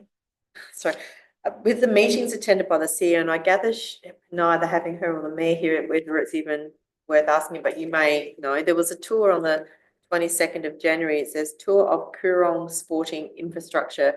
I'm just wanting to know where you visited and what was the reason for the visit. Thank you, Ash. That was a tour that started in Meningie at the sports ground. And then they went on to the motorsport park and spoke to Alistair. And then they went through to the oval at Tailem Bend and spoke to 3 of the sporting groups there. Councillor would do that. It just wasn't clear in the initial email. I think there was some to and fro on that. Yes, okay, thank you. Any And other questions? my Councillor? last one, on the Councillor Roundtree? 15th of January, a meeting regarding early childhood education. Is somebody able to answer that in the CEO's absence? I'm afraid I'll have to take that one on notice and I can ask. don't know the Thank you. details. Any other queries and questions from councillors? Being none, we have a recommendation that council receive and note the report. Is there a mover for that motion? Councillor Roundtree is moved. Councillor O'Hara is seconded. Speak to your motion. Councillor O'Hara. Thank you. All those in favour? Motion is carried unanimously. Moving on to the information report regarding community and corporate. Any questions arising from that report?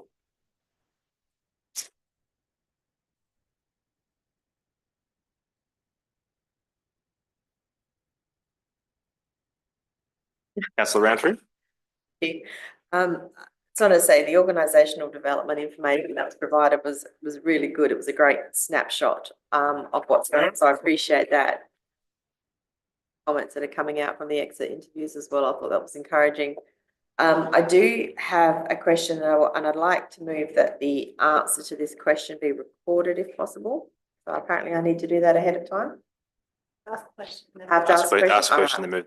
The question is, the work of the outdoor staff is highly visible to our ratepayers and residents, and council regularly receives negative feedback regarding the condition of its towns, which would indicate that additional efforts are required and an increase in staffing may be necessary to effectively address the concerns. So the question is, how is the staffing ratio between outside staff and inside staff calculated?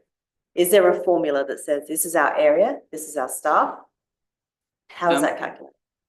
Through the chair, there isn't a formula. Essentially, the services that council funds are, a mixture of outside staff delivered services and inside staff delivered services, and we work up a resource plan to be able to deliver those services. So going forward, is there an opportunity when you're looking at staffing to perhaps consider increasing outside staff or maybe swapping a few things around? So we're not increasing the overall budget, but we are tending to that area, which is really visible to our ratepayers, and that's sort of our outside areas.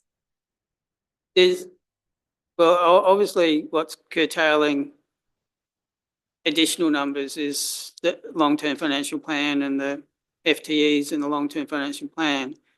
To, change the percentage between outside and inside, you then would have to look at impact upon services, because everyone's fully employed providing services for the community that are well designed. The only thing I'd say, if there were some efficiencies created through something like AI, you may find that your FTE requirements may be altered, and then you make decisions about how to allocate any, freeing up of resources. But I don't think there's much capacity for that. Again, I think everyone's really pretty much flat out providing really good, valuable services. And if anything, on both the outside staff and the inside staff, there's pressure to do a lot more.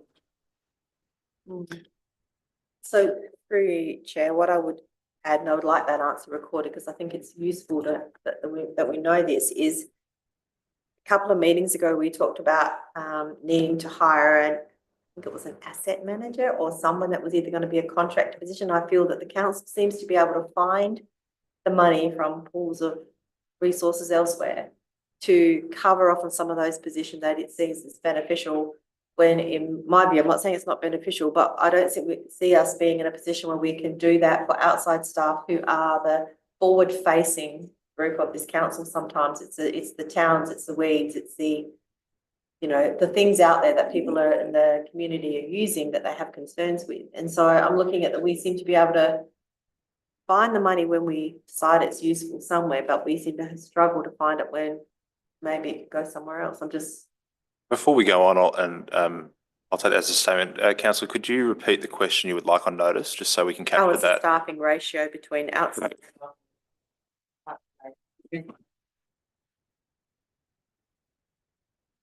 It's just done on an as-needs basis. I guess what I'm saying is I'd like to see some of that outside work elevated. So councillor has moved that motion, the question and answer be captured. Is there a seconder for that motion? Councillor Bland? What is the motion? No, so the motion is that the question be recorded in the minutes. The Yeah, question. well, I'm just going to find out. I'm not voting on something I can't read. While that's being typed up, I might go back to the acting CEO. Is there any further comment? Through the chair, thank you for the opportunity. This is something that council needs to, have a look at over the next, especially the next 12 months. That we have done some work in terms of the field force report. We also have the long-term financial plan and the ABP. You were correct about, the needs for a dedicated asset management resource. And also, I believe that we should look at service levels and have a service level review after we've done the community vision plan. Community vision plan comes next. That has to be done by the end of this year. So there's all of that work happening. The levers that you've got are more about insourcing and outsourcing. So that is your contracted activity and your internal employee, or so when I say internal employees, I mean outside and inside. So that's more so where you have a little bit of flexibility to change the levers. But with all of that, your constraint is your budget and your operating costs. That is your constraint. So through you, Chair, as councillors, are we able to give direction as to the percentage of the employment budget we would like to see focused on outside stuff as opposed to inside stuff? Will we be able to set a number there? Through the chair, you pass the budget. But my question is, can we split that? Can we segregate that one line into two lines that says we'd like to see X on outside staff, X on inside staff? I think that would be very dangerous without doing that full service level review. I think you drive your budgeting from determining which services you provide the community. Considering that we're in a position by the end of the year where we have to do the CVP, we go to the community and say, this is our vision for the next 5 years. Here's the key things we're focusing on. We go out with that draft and we get the feedback, and that determines then high-level objectives and goals for the next 5 years.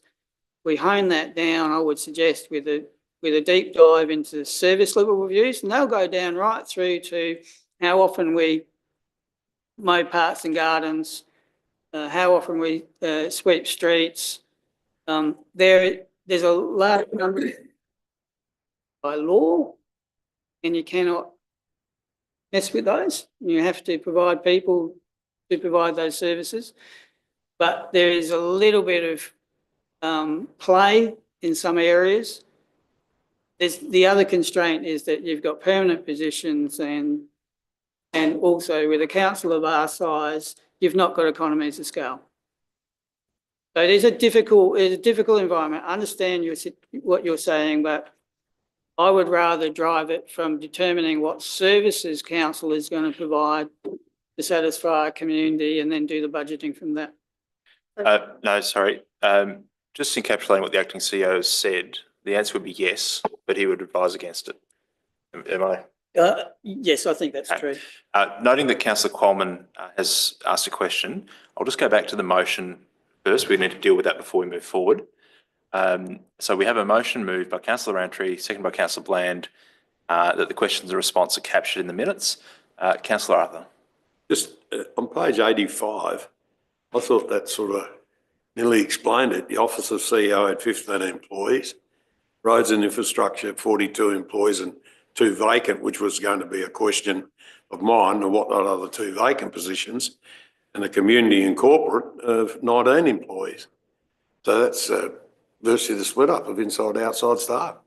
I think. And can I just ask what the 2 vacant positions are? And the Roads and Infrastructure at 31st of December 2024. I'll take that question next after Councillor Coleman. So the motion we need to deal with at the moment as it stands, I think, if I may, that the councillor's motion is around whether there's a set ratio between outside and inside. So while the numbers do capture as it stands, I think the question's around the set ratio. We have a mover and a seconder. Is there a speaker for or against the motion? I'll put the motion. All those in favour? All those against? Voting against the motion is Councillor Arthur. Voting for the motion is Councillor Maymont, Bland, O'Hara, Rowntree and Coleman. Thank you. Councillor Coleman, you have a question? It wasn't a question, it was a statement, if I may, relating to what Councillor Rowntree is saying. And I think we should be reminded that in these harsh, challenging times and keeping up with community expectations, we should be looking at our core functions, and our core functions are roads, rates and rubbish, typically. I see it important, and our acting CEO related to it, that when we get a budget, you go by line, and you make sure the money shifts around to the appropriate parts and appropriate sections of the council, so we can function back to our core functions. Because when our CVP comes up, generally going by the emails I've been receiving, is the general appearance of towns and stuff. They're not happy, and we've got to do more to present our assets in a better state. So I think it is important, and it's a very good note that you raised, Councillor, that we should be concentrating more and on our core function, and also while we talk about core function, asset management plan, and get that back on track as per public expectation. Thank you. Thank you, Councillor Coleman. Councillor Arthur, you had a question? Yes, the Roads and Infrastructure, as of 31st of December 2024, Road and Infrastructure had 42 employees and 2 vacant positions. Do we have any idea on what the vacant positions are? Through the chair, one was the project manager. Joel moved into James's position. We were backfilling Joel, so we were out at market and we're going through interviews at that point in time. And the other position was a ComFac position where we had appointed staff member, but they weren't starting until the new year. So now we still have 2 vacant positions at the moment, but it's still the project manager, and there's a administrative officer position vacant at the moment. Okay, okay. Councillor Arthur. Councillor Bland. Look, I'd just like to agree with councillor Cormann. I too, and I probably other councillors as well, receive a number of concerns about the current state of the general community. There are sections that are particularly well done, and there are other areas that are neglected and requiring requests for services reasonably frequently to make it look reasonably tidy. When in the past they had been dealt with fairly quickly. I won't go into specifics at this point in time, so I would agree that I'm also receiving those concerns. My other question, if I may have a second one, is that under our January to December incidents and hazards report, for that period of time, we had a significant number of mechanical failures and plant equipment. I don't have a comparison from previous as to whether that is something that's changing, and also near misses. That is a little worrying. And what does a near miss category mean? Is it an individual? Is it a mechanical? So if we could have a little bit more insight, I think, into that without alluding to individuals specifically. Acting CEO. Through the chair, that first chart you see is for a full 12 months. Yes. Now, yes, I won't go into any specifics that I shouldn't, but I have Rob in the back room. And if Rob was just to mention some of the typical things that are reported, could also say that this is classically also the numbers reflect that we've made it easier to report incidents. And in fact, that's typically with data when you provide, you know, it being easier. I think if you compared this back, say, to 2022, you'd find that these numbers are higher because we've got a better system. If you don't mind, if I ask Rob, just to mention, Rob, some of the typical mechanical failure near misses that come up. Thank you, Rob. Would you mind coming to a microphone, please? Thank you.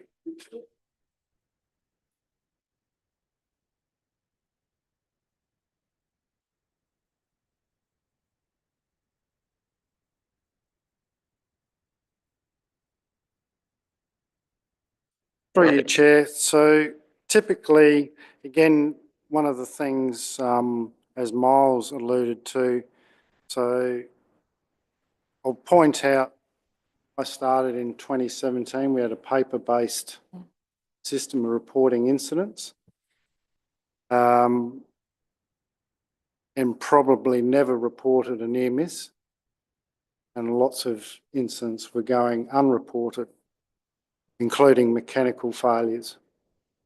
So mechanical failures might be, you know, plant and equipment. Could be a flat tyre, those sorts of things. Okay, so there's no breakdown of major or minor? No, no. Near misses would be, yeah, someone didn't happen, but, you know, nearly got hit by a truck in the depot as I walked out because they didn't beep the horn as they were coming in the depot building or something like that. So that would be a near miss, those sorts of things.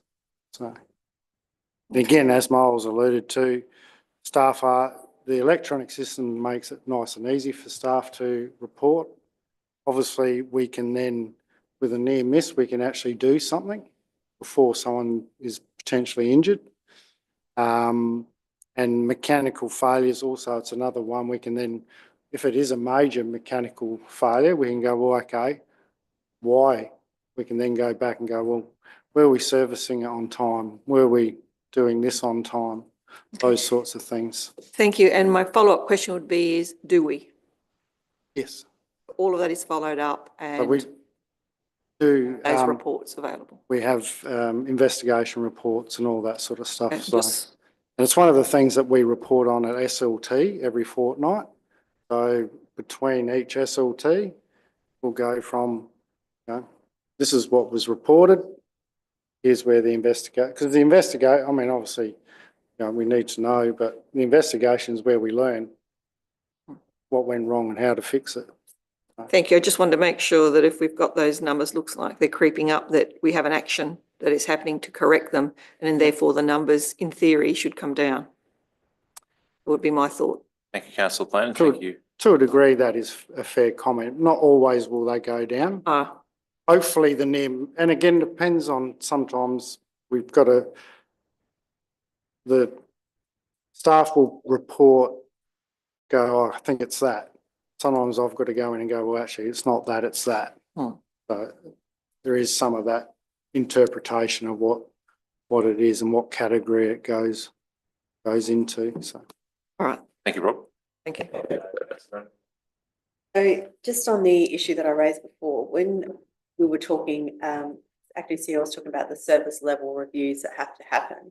One of the things that I'm a little bit confused about is at one of our workshops, we were told that the outside staff don't actually have a list of things that they're supposed to get done, that we don't know what that list is we asked whether it was in their job description as the things that need to be done, and it said no, and this is why this was the justification for the technology that they're going to get in the future, which hasn't been stuff on it apparently. Councillor, I just allude to the fact that that was a confidential workshop, so could you just be specific in how you're framing the question? Very sorry, I've forgotten that. I guess where I'm going with this is if we don't have that basic information, how will that help us form service level review? Or how will we get that information to then know whether we're cleaning the streets the right amount of times or doing what we're supposed to do? Like, where will that come from? I'll go to the director. Through the chair, part of the deliverables for Field Force 4 is an annual work plan, and that is based on information that they've got from staff during the interview process while they're on site, looking through CRs that were completed, talking to the supervisors, the coordinators. That helps populate a spreadsheet. We'll get that. There'll be blanks in terms of where things that we'll need to populate and continue, but then that is the basis for an annual work plan and the level of service review. So start manipulating how often do we want to mow the parks. Okay, if we do once a month, what does that look like across the year? And then that resourcing conversation, we can start having that resourcing conversation. So I think that's actually really useful information to get, because if what we're doing and the result is we're still seeing issues with the maintaining of towns, and we'll know we need to up it. But without the data, we don't really fly blind a bit as to what's required. So I appreciate that we'll have some information. Any other questions or comments from this report? There is a recommendation that council receives and notes the Community and Corporate Information Report. Do I have a mover for that motion? Thank you, councillor Bland. Do I have a seconder? Thank you, councillor Maben. Councillor Bland, do you wish to speak to your motion? Oh, no, I think we're done. Thank you. Councillor Maben? No, thanks. I'll put the motion. All those in favour? Motion is carried unanimously. Moving on to the Roads and Infrastructure Information Report. Do we have any questions or comments from councillors? Councillor Arthur. I've got a question first of all. For Josh, I suppose. There was some ear tag type things with numbered ear tags have been put on certain trees down in the Tindanara Apex Park. And I wrote to the CEO at the time asking what they were. And the answer was that all public space trees will have a number tag and a register for safety inspections. Now, I looked around out of the public area down there, there's only 5 of them, got a number on them, and quite a bit of the community are very worried that why have 5 trees got this little tag on it when the number, the others haven't, and it's very close to where the EV station is going. So could we get a report done on what is required? Because if it is required that all trees in a public space have a number and a safety inspection and a register, it's going to be a horrendous job for us. Thank you, councillor Arthur. To the director. I will take it on notice, but typically if a tree's got a tag, it's because it's had an inspection by our arborist. So we haven't necessarily gone around and inspected every tree in the district, but when we get requests to have trees inspected, we'll do that inspection. It'll then be registered. I think it's, well, I'm fairly sure that it's just coincidence that it's near where the EV is. But I'll come back to council with further information on how we go about that. So what virtually at this stage you would say those trees have been ones that have been inspected by the arborist and are now on a safety register? Yeah, that's my understanding. Yep. Yeah, Councillor Arthur. And I note that when I parked my car this morning, I was staring at one of those tags across the road here. Yeah, well, as you know, there's been heaps of gums come down at 10 at the present moment. My second one is with the toilet cleaning over the holiday period, what extra things were put in place?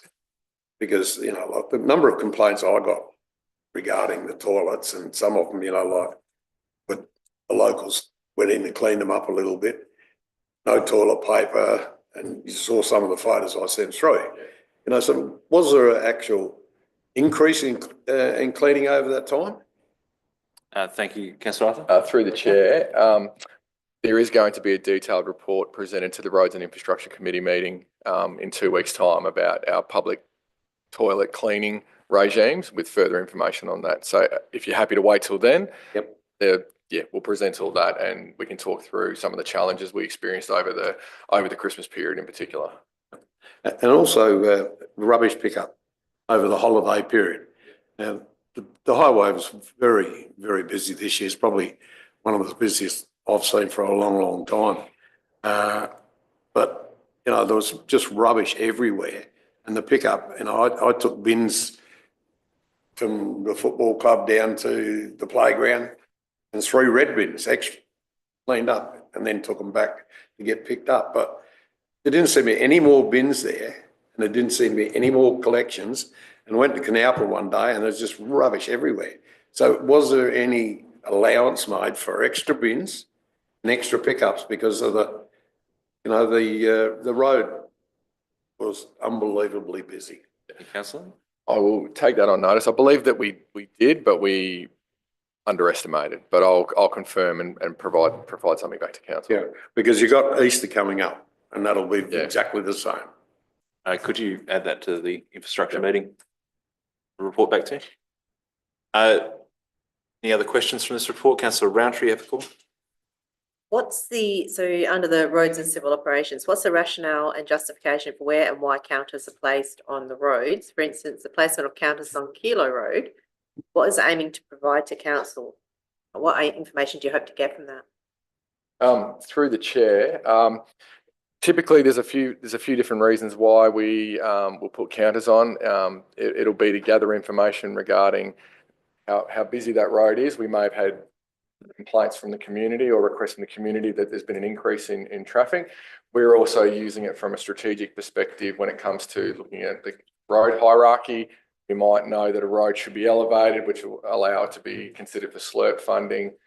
Some of the roads that we've got them out at the moment are for that very purpose. So we've had our briefings with the consultant for our SLURP roads this year, and some of them we need to do updated counters. So there's some of the reasons why we do it. Also, we try and get around the network and do every road at some point so that we've got some baseline data for future.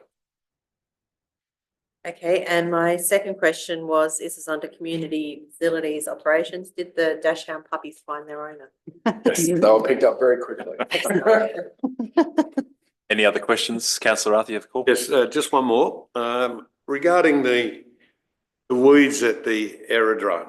Yep. Now, we just had that aerodrome strip resealed, and obviously contractor or us had done no weed control before it went up. When you've got a line of couch grasses come up from the extension, and as the photo showed, it was just virtually the whole strip. Now, it has been sprayed apparently. It looks like it has been slashed, but it doesn't look like it's got a kill. And, you know, like your couch is very destructive when it gets under bitumen.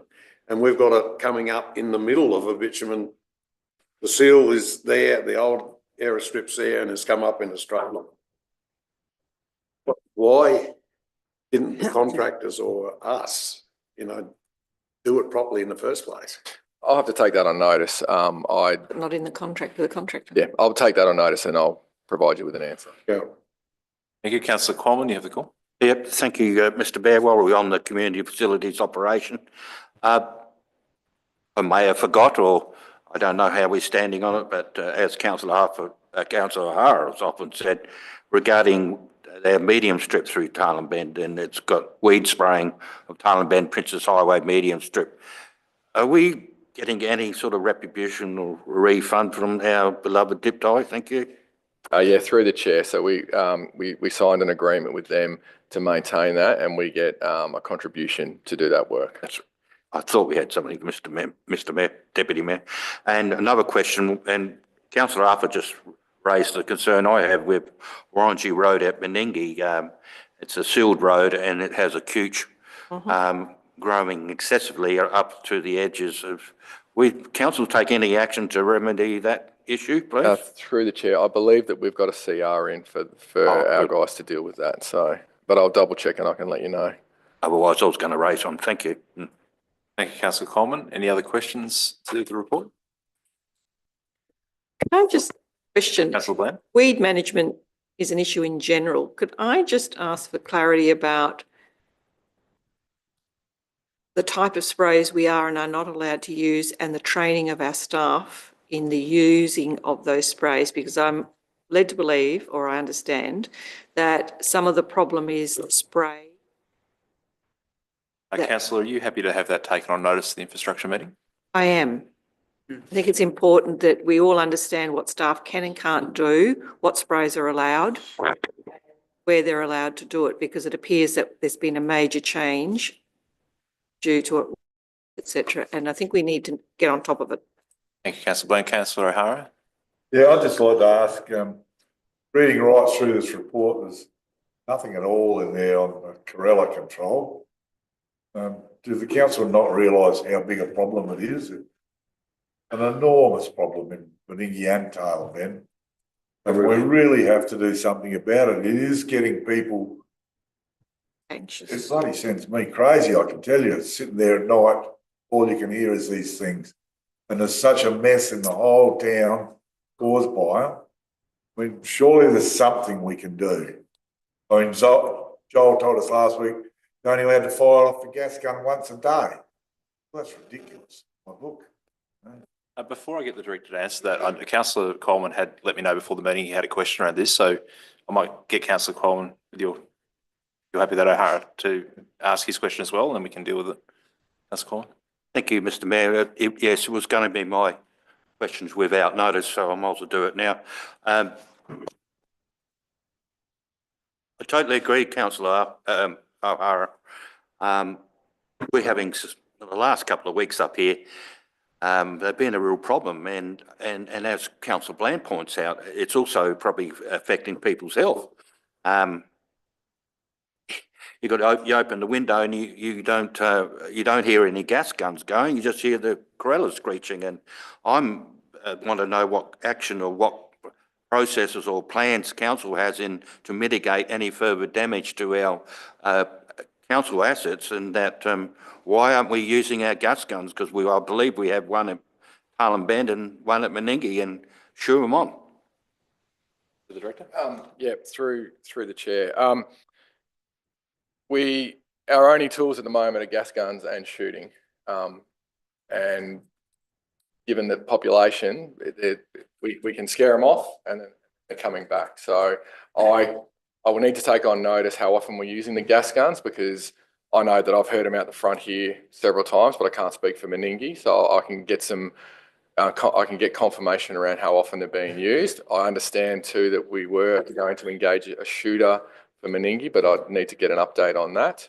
I'm curious, I've reached out to, I gave an update to council a couple of weeks ago after the Corella PIRSA workshop that was held in the city, where it was And well, sorry, Chirp, there's a company called Chirp that are doing a trial up at Tailem Bend at Viterra, and I'm actually wondering if that's contributing to why there seems to be more around here, because what they were doing wasn't necessarily, they were looking at some breeding control chemicals in there as well, but it was more making different sounds to scare them off.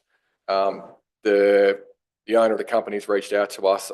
I've reached out to him wanting to have a meeting to talk through what they're actually doing and what the intent is with moving them on, and could that be why we're seeing more here in Tailem Bend. Can I just interrupt you there, if I might, through you? Is that moving them on's one space, but when you just send them elsewhere, if you move them on here, you send them somewhere else, you move them on to Meningie, we want you to move them on from there, we send them to Canalpin or further south. It's got to be bigger than that. Moving them on, as you're saying, is possibly in Tailem Bend is a problem. But every time we do that, somebody is affected, and in our council area, it's just moving on to another town, another problem. And what I'll say is it's no one's taking ownership for this problem. The Department of Environment is, they're saying that it's they're a native animal, and whilst they're not protected, it's not their concern. PIRSA are actually, they're trying to do something. They acknowledge that there is an Can we issue. move them to Adelaide then? And yes, Release. there needs to be a region-wide solution, not just a localised solution, which the tools that have been used to date are only localised solutions. So PIRSA are working towards something more substantial, and that's an AI-style baiting program that's going to target corellas specifically. Their post-workshop a couple of weeks ago, they're coming back to speak to councils, primary producers, other stakeholders to get more information around costs, damage, what are maintenance costs, prevention costs, to help build their business case and feasibility study to go to the government for funding to do a trial. So that's the longer term, broader solutions, what they're looking at. The only tools we've got are gas guns and shooting at the moment. Councillor Arthur, you had the call. I just wonder why we stopped our shooting program. We had all the permits and that in place. We used to regularly shoot here at Tailem Bend and at Meningie.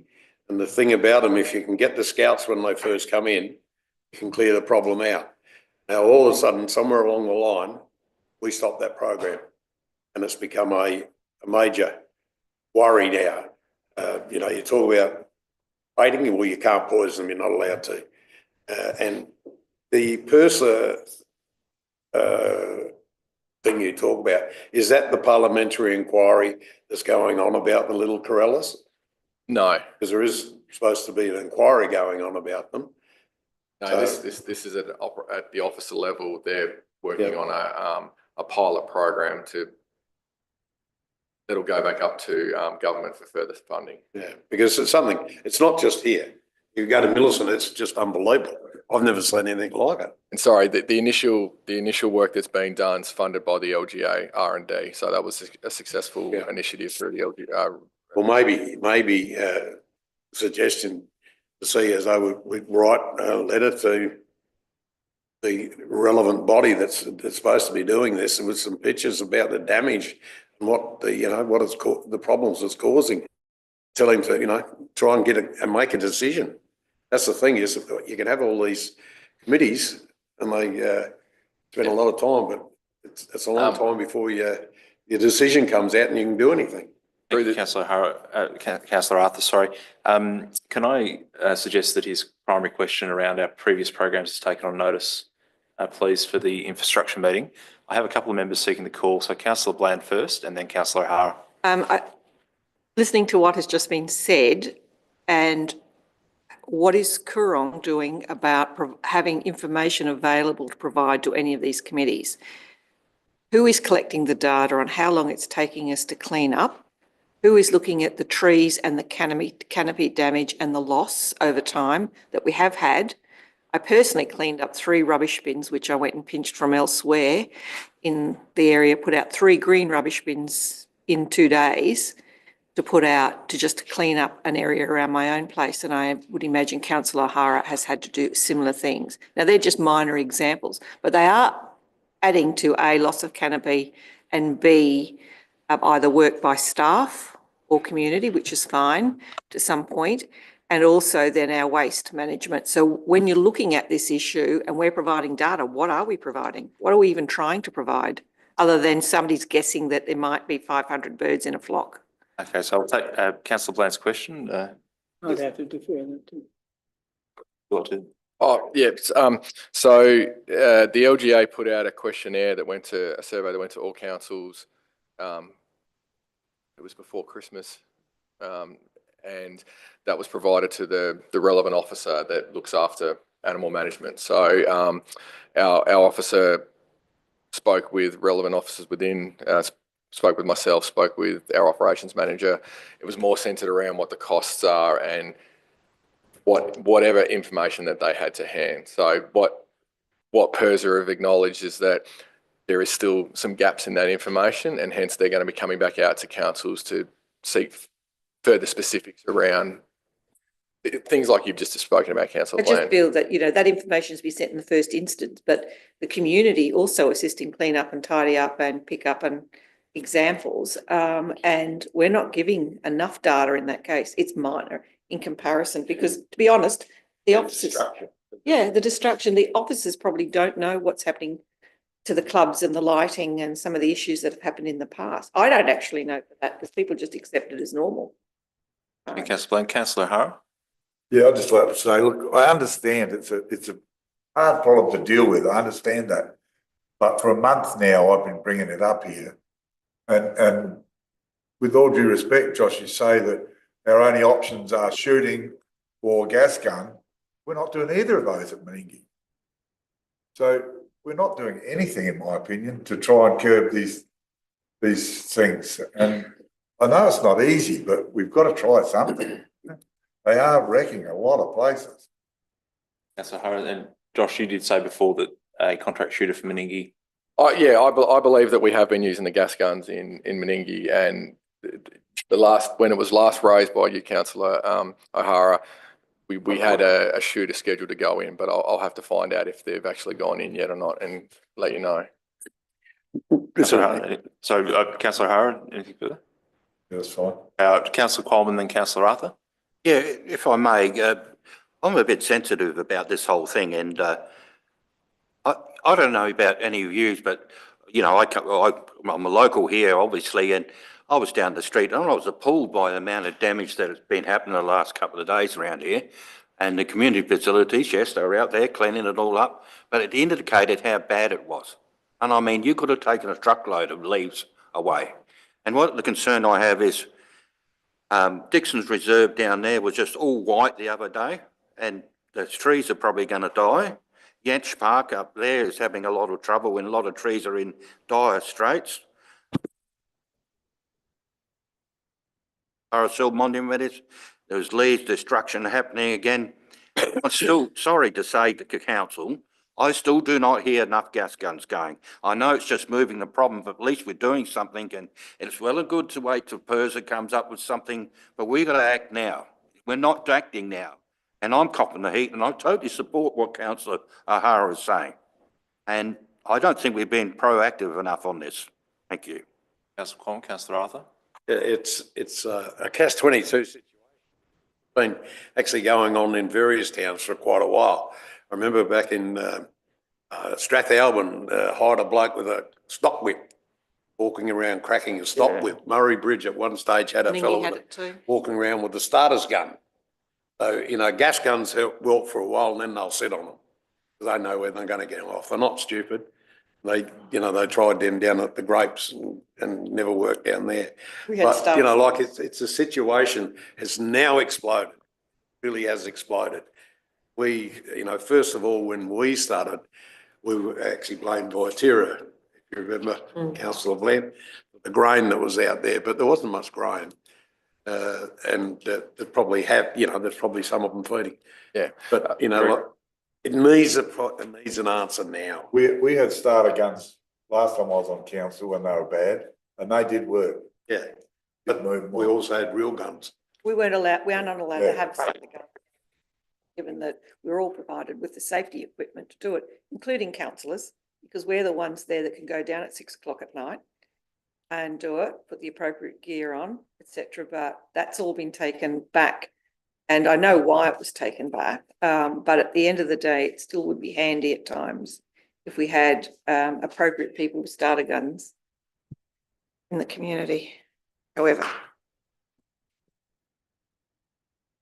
Is there any further comments around this particular issue? Or any further clarification sought? It's definitely a vexed issue.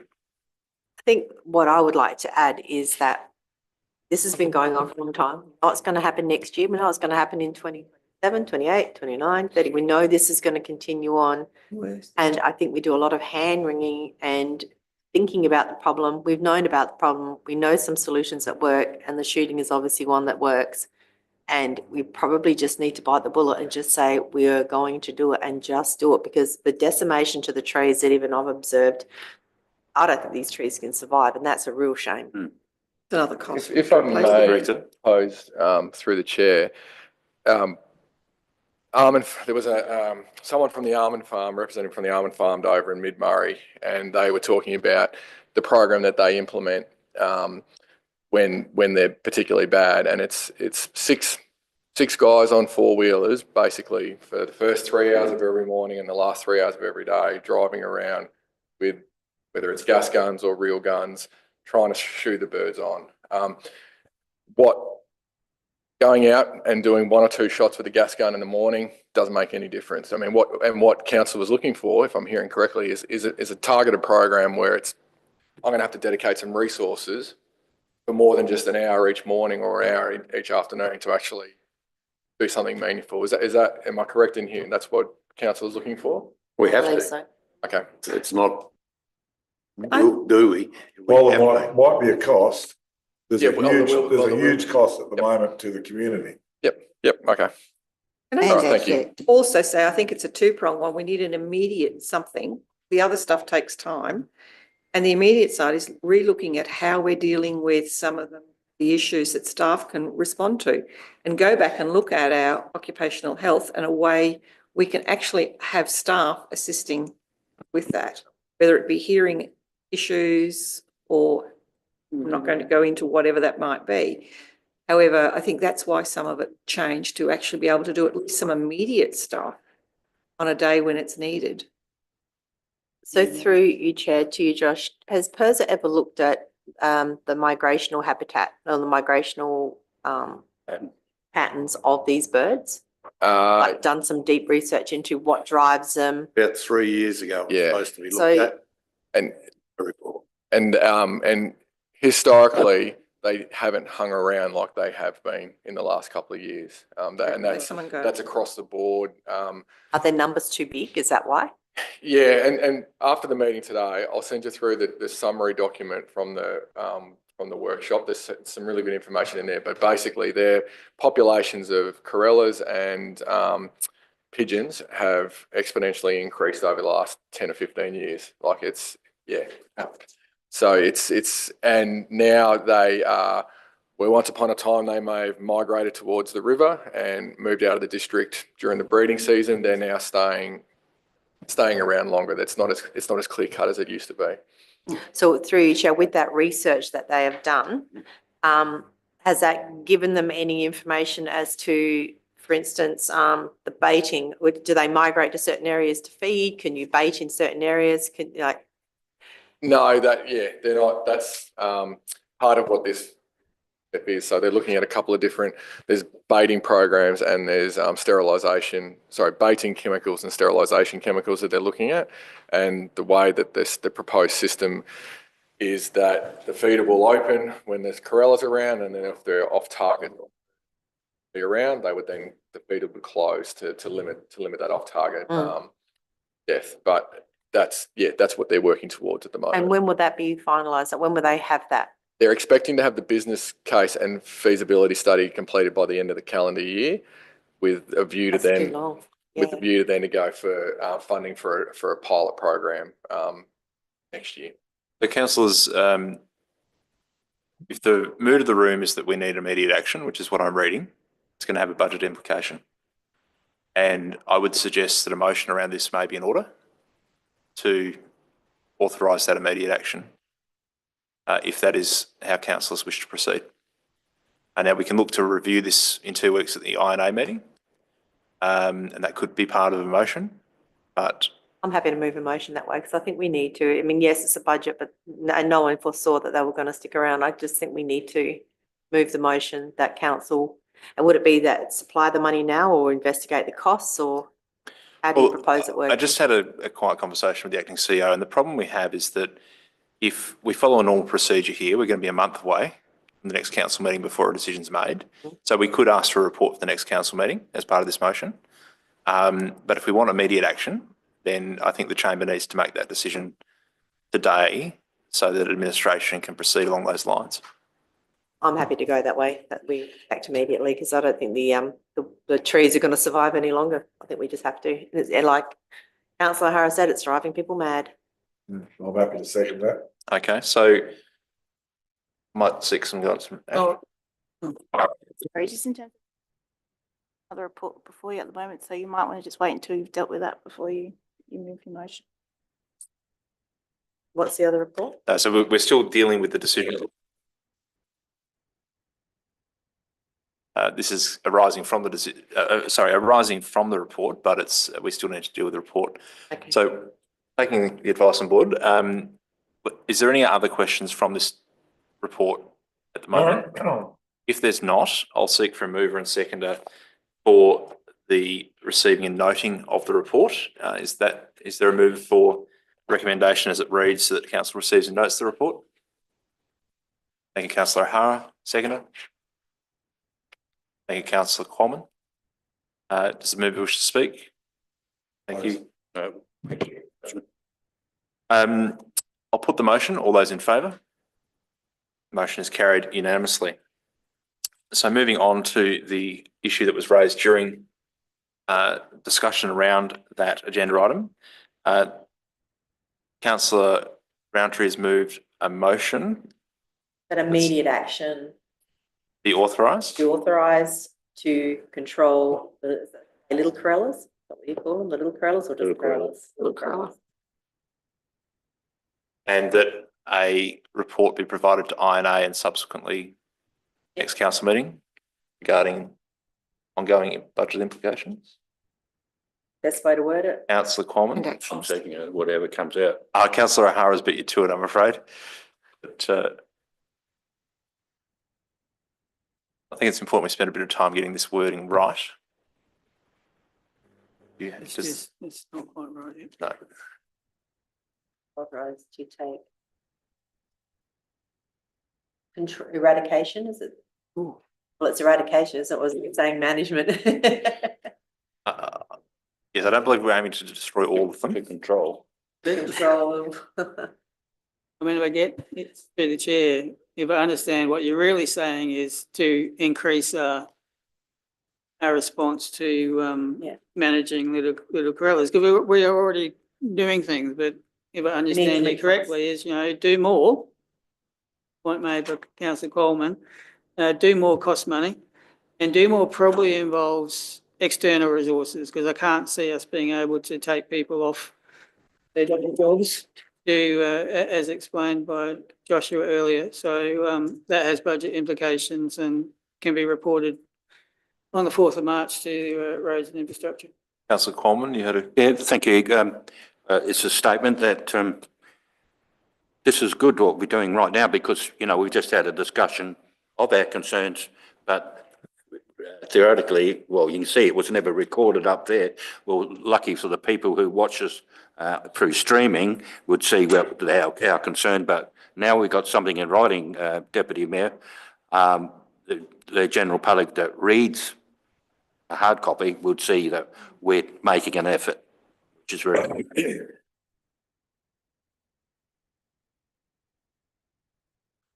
Councillor Arthur? As part of that report, can we get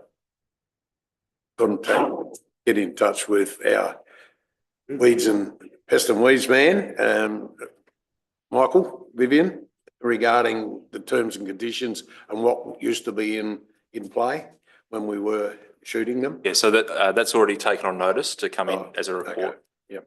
So the General Inspector. Okay, we're in the stage where I would say that we're workshopping the wording here. Is there any further feedback from councillors? There being none, does the mover wish to speak to their motion? Councillor Roundtree? Sorry, what was the last bit? No, I've already said enough to, yeah. And Councillor O'Hara? Second. Councillor Roundtree, you're close. I'll put the motion. All those in favour? Motion is carried unanimously. Thank you, councillors. Moving on to the next item, which is questions with notice. There are none. Questions without notice. Do you have any questions without notice that haven't been dealt with already? Councillor Arthur? Yeah, I've got a question. Unfortunately, I wasn't at the last Finance Committee meeting.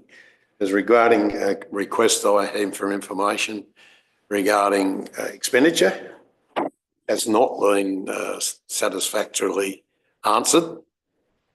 I've asked the Mayor to see the CEO when I'm going to get proper answer to my questions. Have you had that approach from the Mayor? Through the chair, I haven't had a conversation with the Mayor in that regard. I do understand your view, Councillor Arthur, that you feel that your question hasn't. I'd be more than happy to invite you into the office to meet with the finance manager and myself, and we'll work through, because I have some confusion of exactly what you're looking for. And I think it could be well dealt with if you were to come into the office, and we'll clarify that and provide the information. One of the things I've asked for some time ago is a printout of the master accounts. Now, this used to be done 5 minutes. Resume of all the master accounts, no problems, income and expenditure. Now, I don't know if I got this wrong, but was it mentioned at the Finance Committee meeting that it took 8 hours to collate the information that I'd required? That's correct. Sorry? That is correct. That is correct.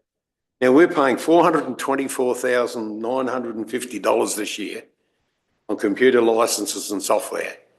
And it takes you that long to present what we had there.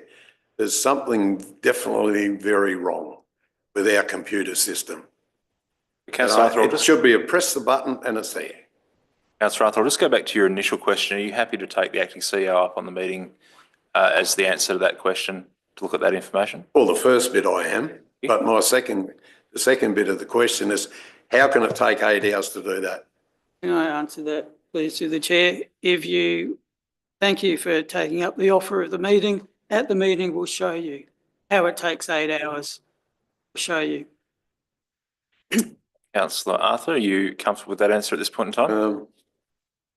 I'll go to the meeting, no problems. I did have another question earlier on my right. Was that Councillor O'Hara or Roundtree? Me. Councillor Roundtree, you have the call. Yes, so I have a question around the mobile skate ramp that was put on the BMX dirt riding track at Canalpin. So I've had a couple of kids that actually want to use it at skating, but of course it's on the dirt.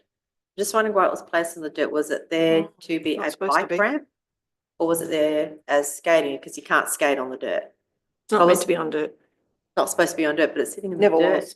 Okay, I'll go to the Director. I'll take that on notice, because it was raised when we put it there that it was going to be on dirt, but there's a bit of The background. skaters can't use it. Okay. I'll take that on notice. All right, thank you. If I may ask, I'm assuming we're talking about the one that was purchased by council some time back. Yeah. It was never, ever meant to be on dirt. We always had to find a bitumen space for it, which was here in the car park at one end, the old netball courts in Meningie. So we always had to find a bitumen space.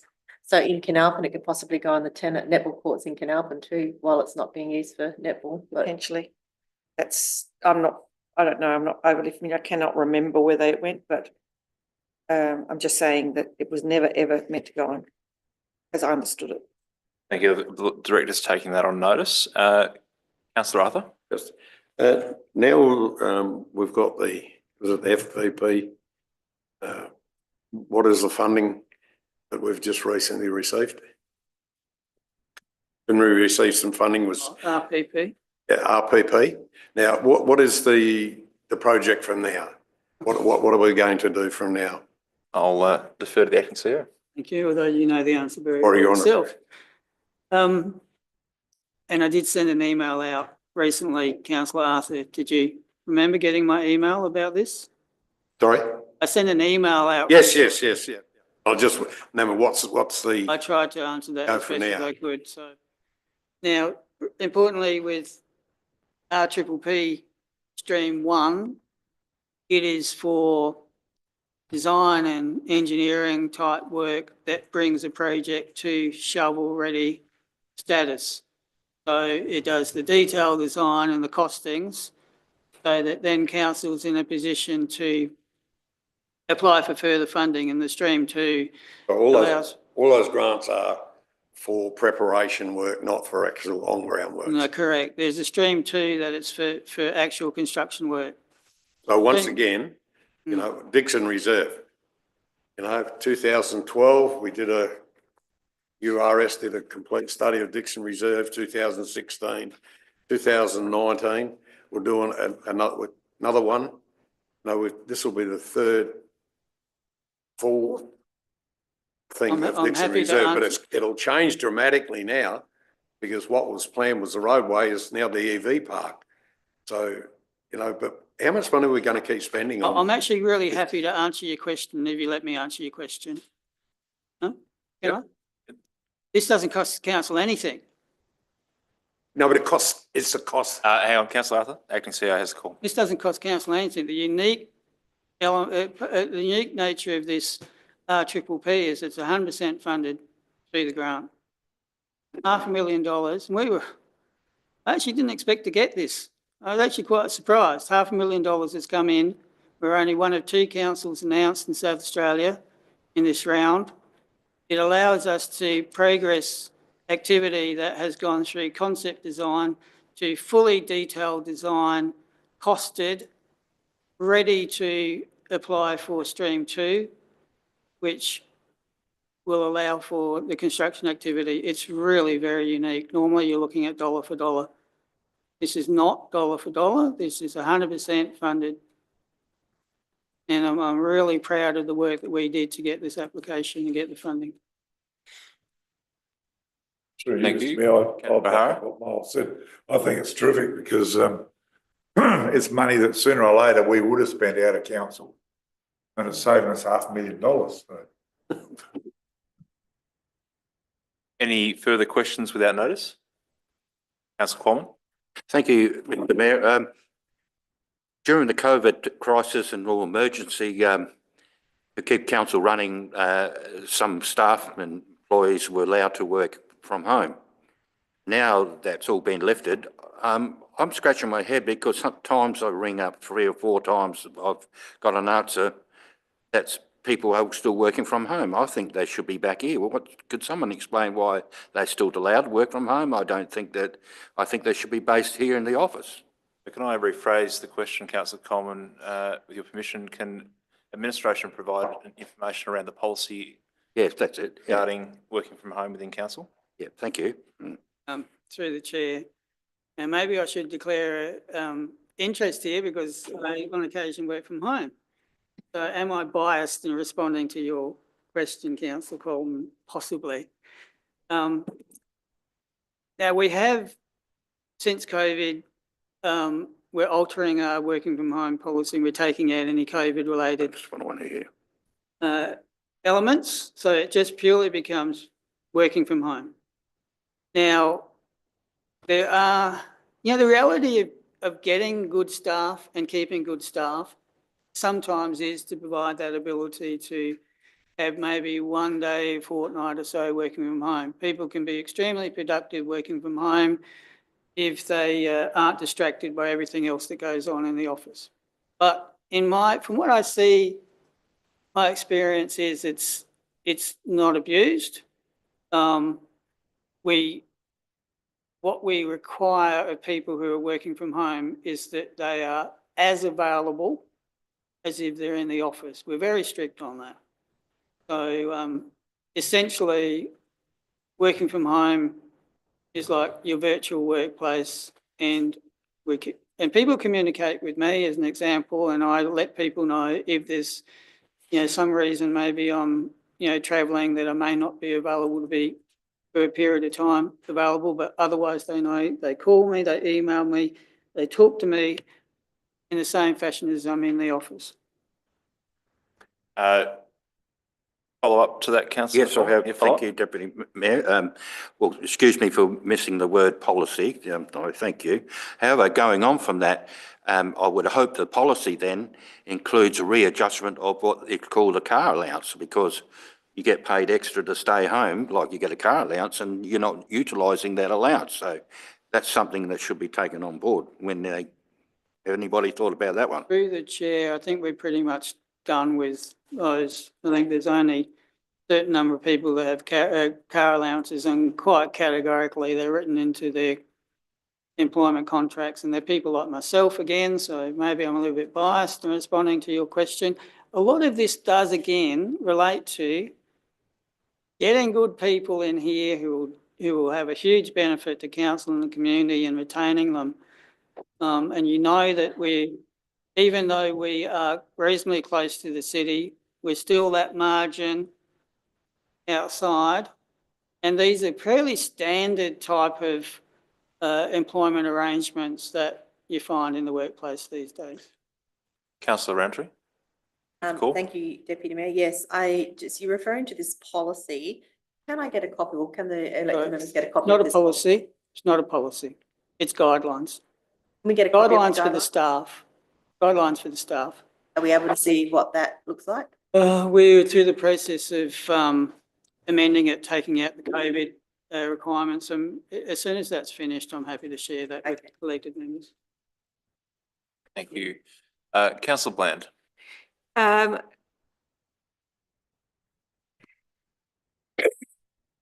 Through the chair, my question is in relation to adding into our workshops a section of time that allows us to discuss projects that are sitting on our books for a period of time. And it came to me sitting at the school council last night that getting updates on a regular basis, and they may sit there and a question can be asked even on a monthly basis about some of these projects, or it may only take 5 minutes or 3 minutes to update to say, we haven't been able to meet, or we've cancelled a meeting, or we attended a meeting, and it's fine to have it throughout this document. But this is a big project, and I don't have a time frame in my head as to how we discuss that over time, other than we all know that, that this was happening, waiting for it to happen in a budget. But I sort of feel in discussion and saying that there's been communication or no communication, it was very hard to say just how much communication has happened, because they're not standing items on some of our briefings. And that is a fairly big one that affects our budget and our communities overall, particularly in the rating process. So I think a half an hour within that, I'm not just saying that's the one project, that was the most obvious example to me about how are we communicating things, except when they get put on a briefing by council staff. But it is an ongoing problem.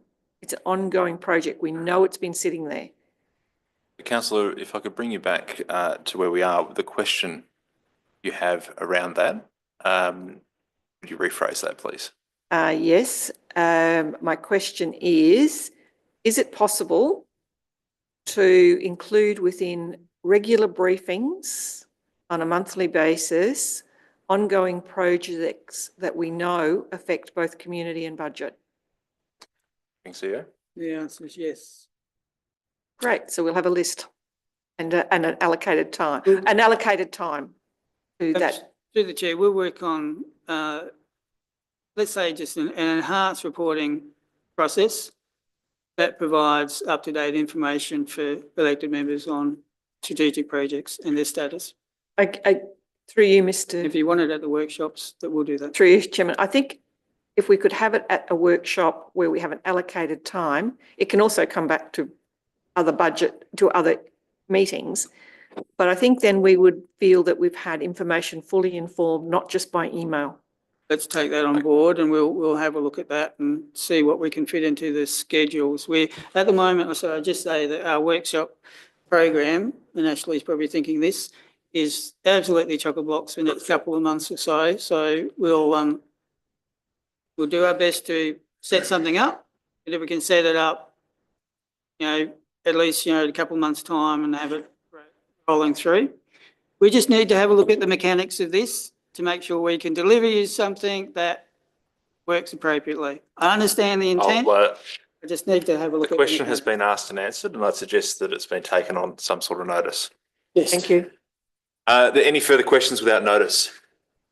Councillor Cormann. Just a comment.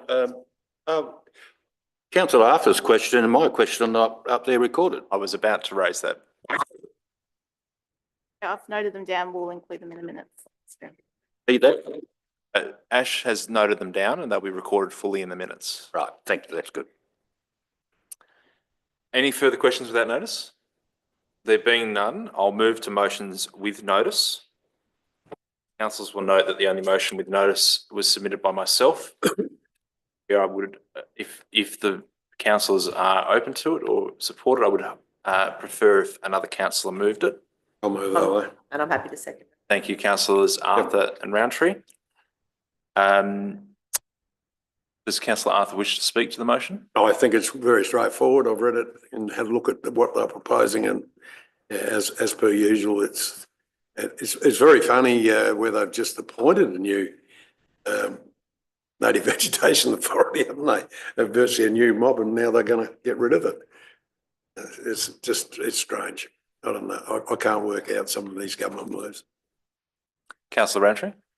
Yes, I just say that the issues you raised are relevant and they're reasonable. Decreasing red tape should always be front of mind. And as it's pointed out, protecting planted native plants once they've reached a lifespan of 20 years will become a reason why farmers don't plant native trees in the future, especially around sheds and other areas they might want to develop later, then they can't pull them out. So I think and this being retrospective, anything retrospective bothers me too, because it just takes away that ability to do what you want to do on your property, because you've got a tree planted now because of this. So yes, I definitely agree with what you're proposing. Any other speakers for or against the motion?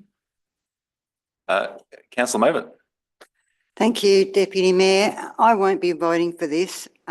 Reasons being, having read Biodiversity Act, I actually would like to see the whole act dropped, because what we've got currently works quite well. But that won't happen, so I'm not going to move that motion. The only reason I'm voting against is because a couple of the things here I agree with, some of them I don't. So I'm quite happy to clarify. But I'd like to know how the inclusion of algae and fungi is an issue. If someone could explain that. I gather it with crops, etc. Can I suspend meeting procedures? Just for clarity. With the meetings, Commissioner, I'll suspend meeting procedures for a couple of minutes. Okay, And, let's do that. Tracy, would you mind coming to a mic as well, if that's all right? So this is, I did ask for some feedback from staff around this motion when I put it in. I actually don't have an issue with algae and fungi being in the definition per se. The issue I have with it is there is a saving provision at the moment that if, I think it was 5 or 10 years, that if an agricultural practice has been in place within the last 5 years, then redoing that practice would not trigger an offence under the Act. But if you've got a case where zero tillage has been in use now for 20 years, then somebody decides to go and deep rip a paddock.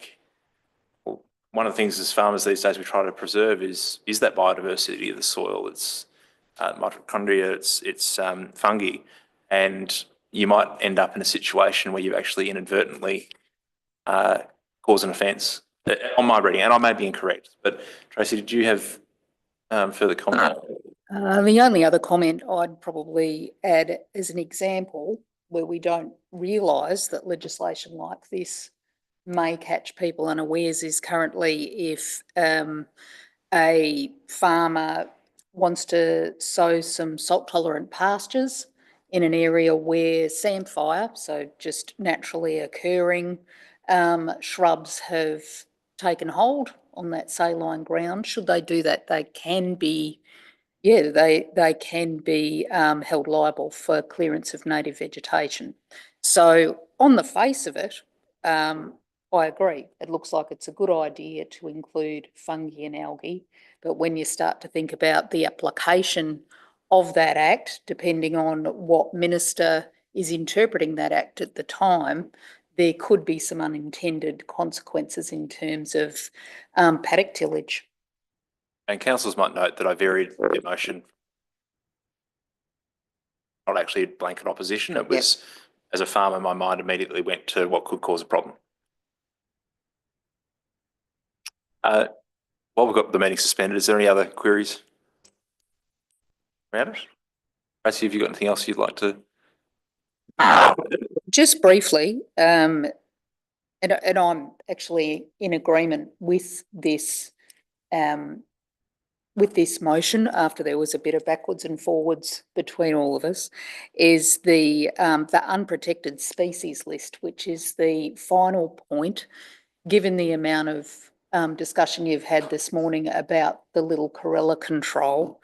I can see that perhaps Ju hasn't provided great explanation about this particular change to the Act.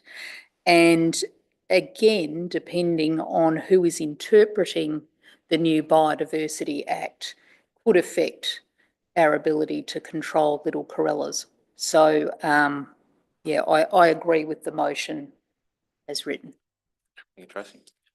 If there's nothing further at this point, I'll resume meeting procedures at 12:54. I've got 52 up there. Sorry, it's different on here.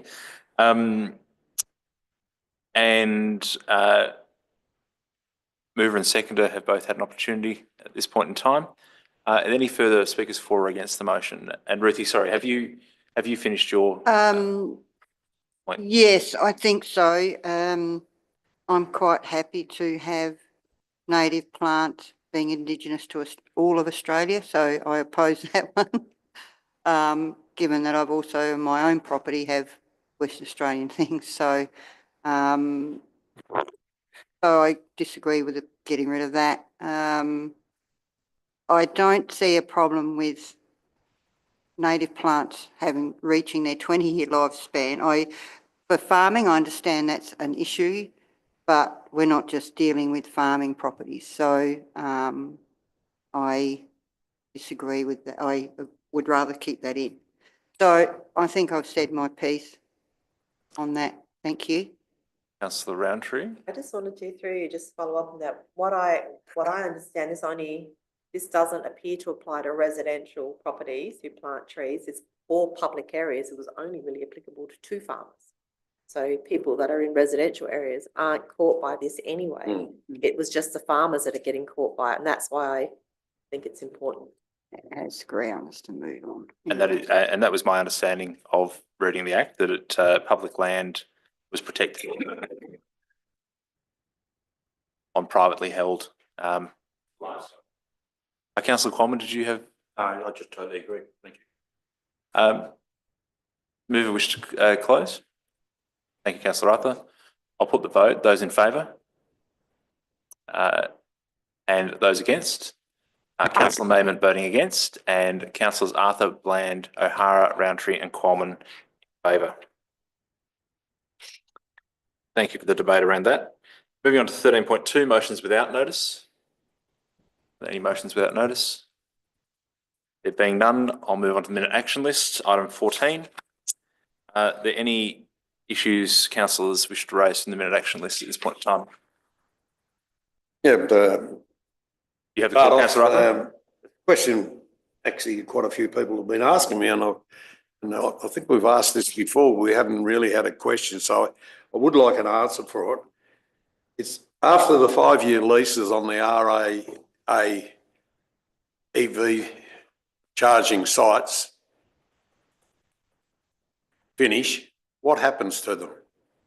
So through the chair, in this case, the the purposes and the maximum term is 5 years. They need to apply again. Do they need to apply again? Correct. Like, if they don't apply, what happens to them? Is in the agreement that they will remove them, I'd have to reinstate, take that on whatever? notice to, Josh knows the answer to the agreement. We'll take that on notice.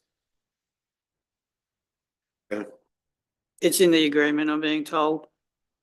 24223, it's regarding the Tailem Bend Princess Highway corridor. In the comments is incorporating the successful. What do we do from here? We've already done design, haven't we? Through the chair, if I can answer that Difficult. question again. We've done concept design. As I said before, RPPP takes concept through the detailed design, costings, engineering details to shovel ready. That's what we'll do. You have a further question, councillor Arthur? There's one 20224 regarding the graders. What action are now going to be taken with getting graders on the getting the graders towing the utes? The Director? Chair, there's an update report coming to Roads and Infrastructure meeting in 2 weeks. Okay, thank you. Are there any further queries from the register, minute action list? There being none, we'll move on to the confidential part of the meeting.